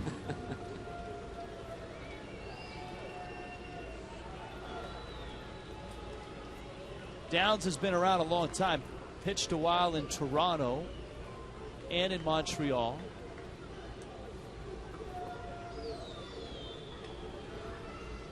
Two. That's out. And so Bonifacio has worked a full count. You got Morrison on deck, then Gabby Sanchez. Remember, the Marlins have some pinch hitting choices on the bench. You've got Mike Stanton and you've got Hanley Ramirez. 3-2, sharp ground ball out to second. Kendrick makes the play. Good AB, good swing to get the count 3-2 and then have that good swing, but right at Kendrick.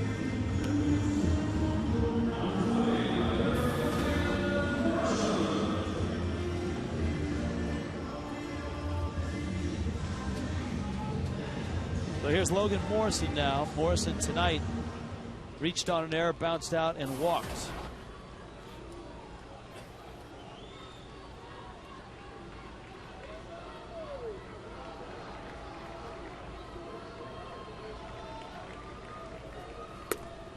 And a big breaking ball from Downs for a strike.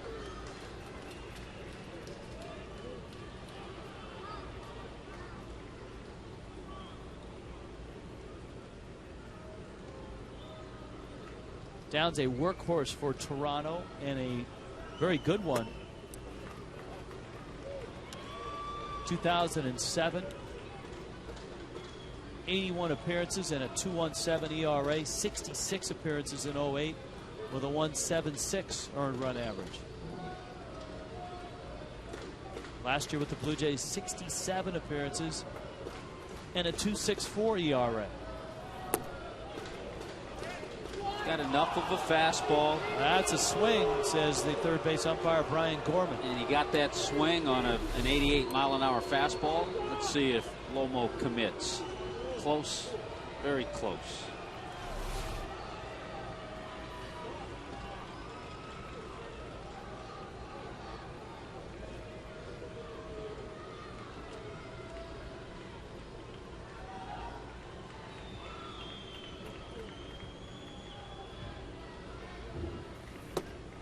Got him.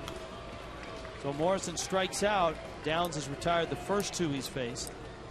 Here comes Gabby Sanchez. Leo Nunez getting ready in the Marlins pen. You know, I think there's another thing in play here, too. For a guy like Nunez and for everybody, they've got something to prove to their new manager. Because I don't think Jack McKeon is just going to roll guys out there in their regular roles that they've had. That's off the base, and it bounces to Trumbo. My. Oh, man, that had extra bases written all over it. And that, my friends, is the way June has gone for the Fish.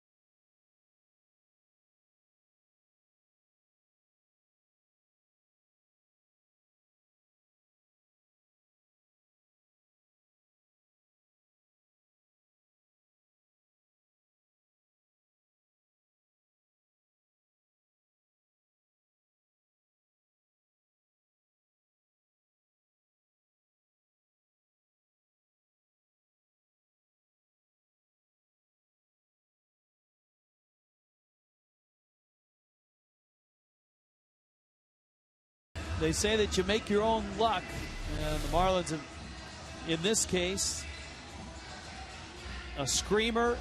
It hits the corner of the base, and for the Angels, a SunTrust performance play. And that ball is clearly down the right field line. It's a double, and Gabby Sanchez is in scoring position. And you just think about the ball that Kochman hit yesterday in Tampa. Vernon Wells in the center field. Wise is there, and he makes the catch. Just squibbed one past Dobbs at third. Didn't even hit it as hard as that one, but it found a hole. So you're right, things go that way. And you hope they change. Leo Nunez gets a quick out. Vernon Wells into center field. And so here is Howie Kendrick. Nunez misses down low with a fastball. Jose Seda is now in the bullpen. He was closing in AAA and doing quite well. Nunez appearing here in the ninth with the Marlins down a run.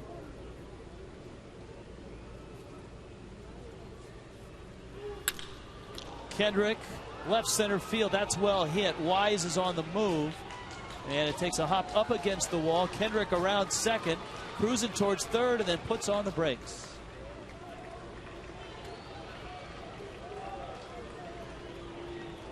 So a double, a one-out double here in the ninth.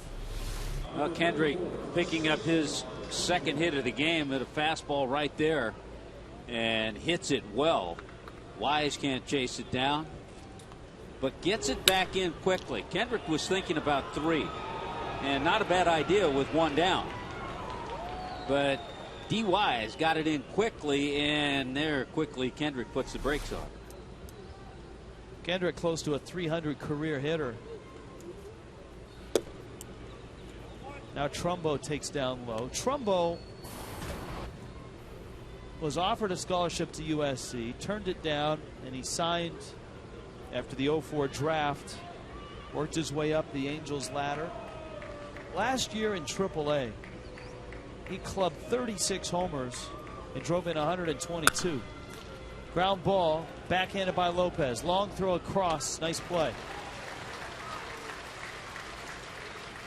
2 outs. We saw Lopez in Philadelphia when he made his Marlins debut at second base. But he talked a little bit about it. He can play both, but he feels a little more comfortable at third.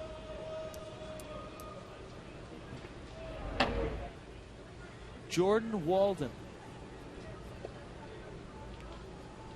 With Fernando Rodney out, Walden has been handling the closing duties.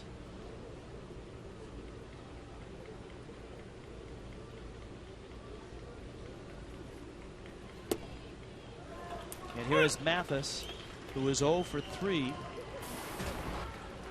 with an average south of 200.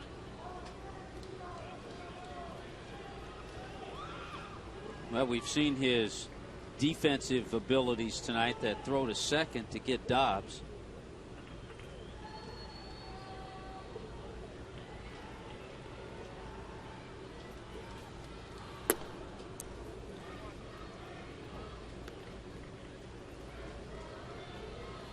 Ball and a strike.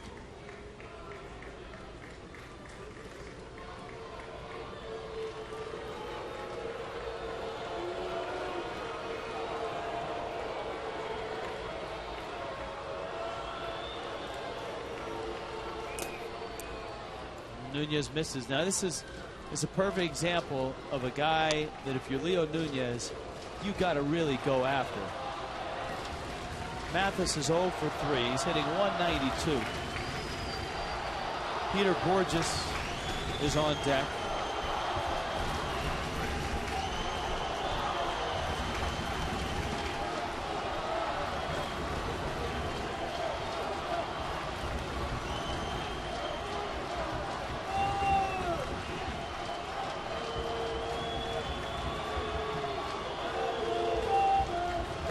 Here's the 2-1.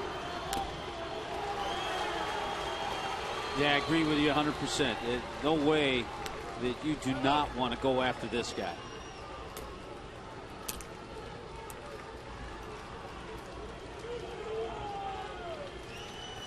$11 hits for the Angels.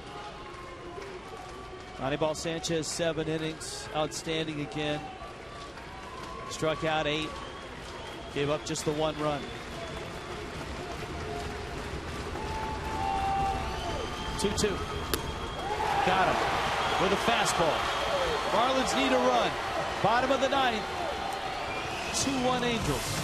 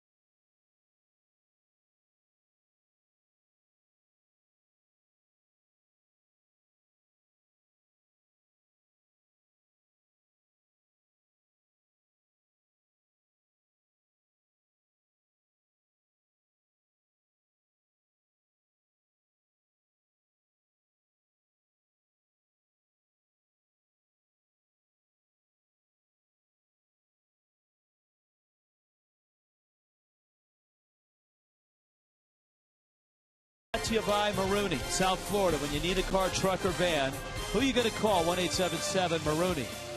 by Xfinity, your home for the most live sports, and by Bad Teacher, in theaters June 24th.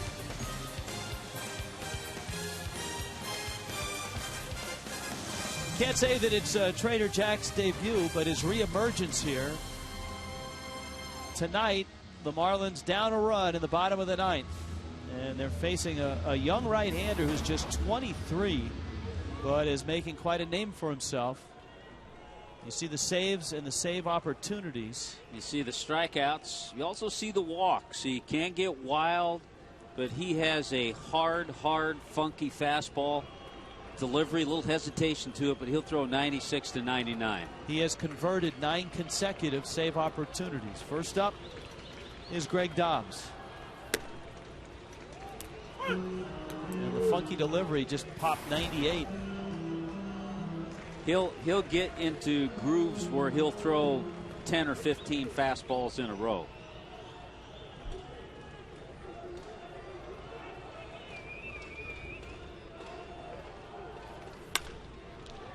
Dobbs shoots it foul. He's behind in the count 0-2.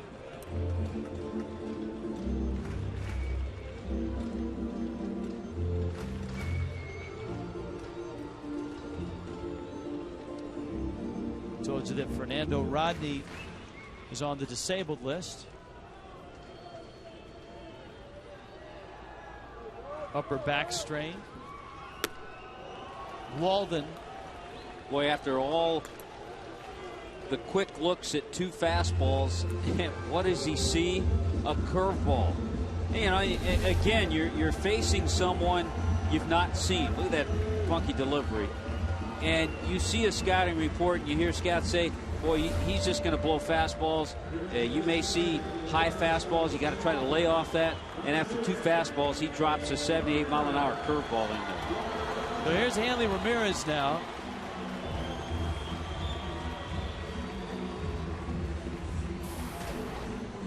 And Ramirez stands in. He will pinch hit for Jose Lopez.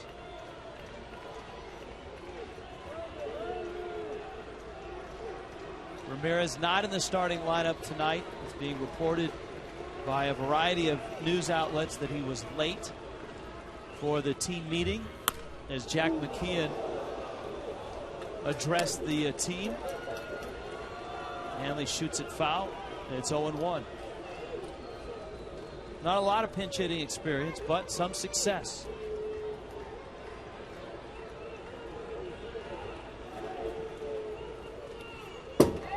That was a little more funky than I think Walden wanted his delivery. Seemed to slip with his plant foot. See the 50th anniversary patch on the side of his cap. 50-year anniversary for the Angels in Southern California. 50 years and a world championship in 2002. Fastball's up. And he's lighting up the gun, isn't he? Born in Fort Worth, Texas. Grew up in Fort Worth. Mansfield High School and Grayson County College. And a great example that you don't have to be a first or a second round pick to get to the big leagues. 12th round pick. Probably saw his size. Saw him light up the gun occasionally. He was probably extremely wild at that time. and with an unusual delivery as well.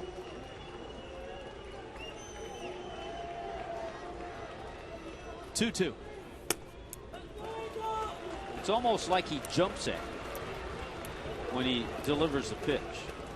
Well, it'd be great to get Hanley on, because then you got a guy that can steal a base. Though Mathis is a good throwing catcher. Now you would think right here, having not seen him, 3-2, he's going to go with his best pitch, his fastball. Misses out. Oh, outside corner. Hanley gets rung up, and he doesn't like the call. Gambolino won't budge.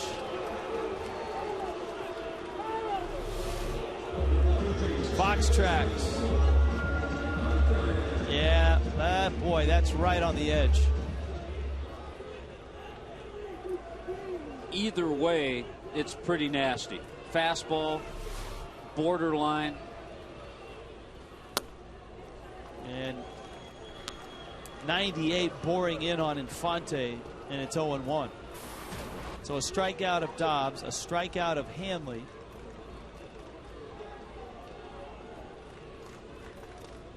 Oh and 1 on Infante.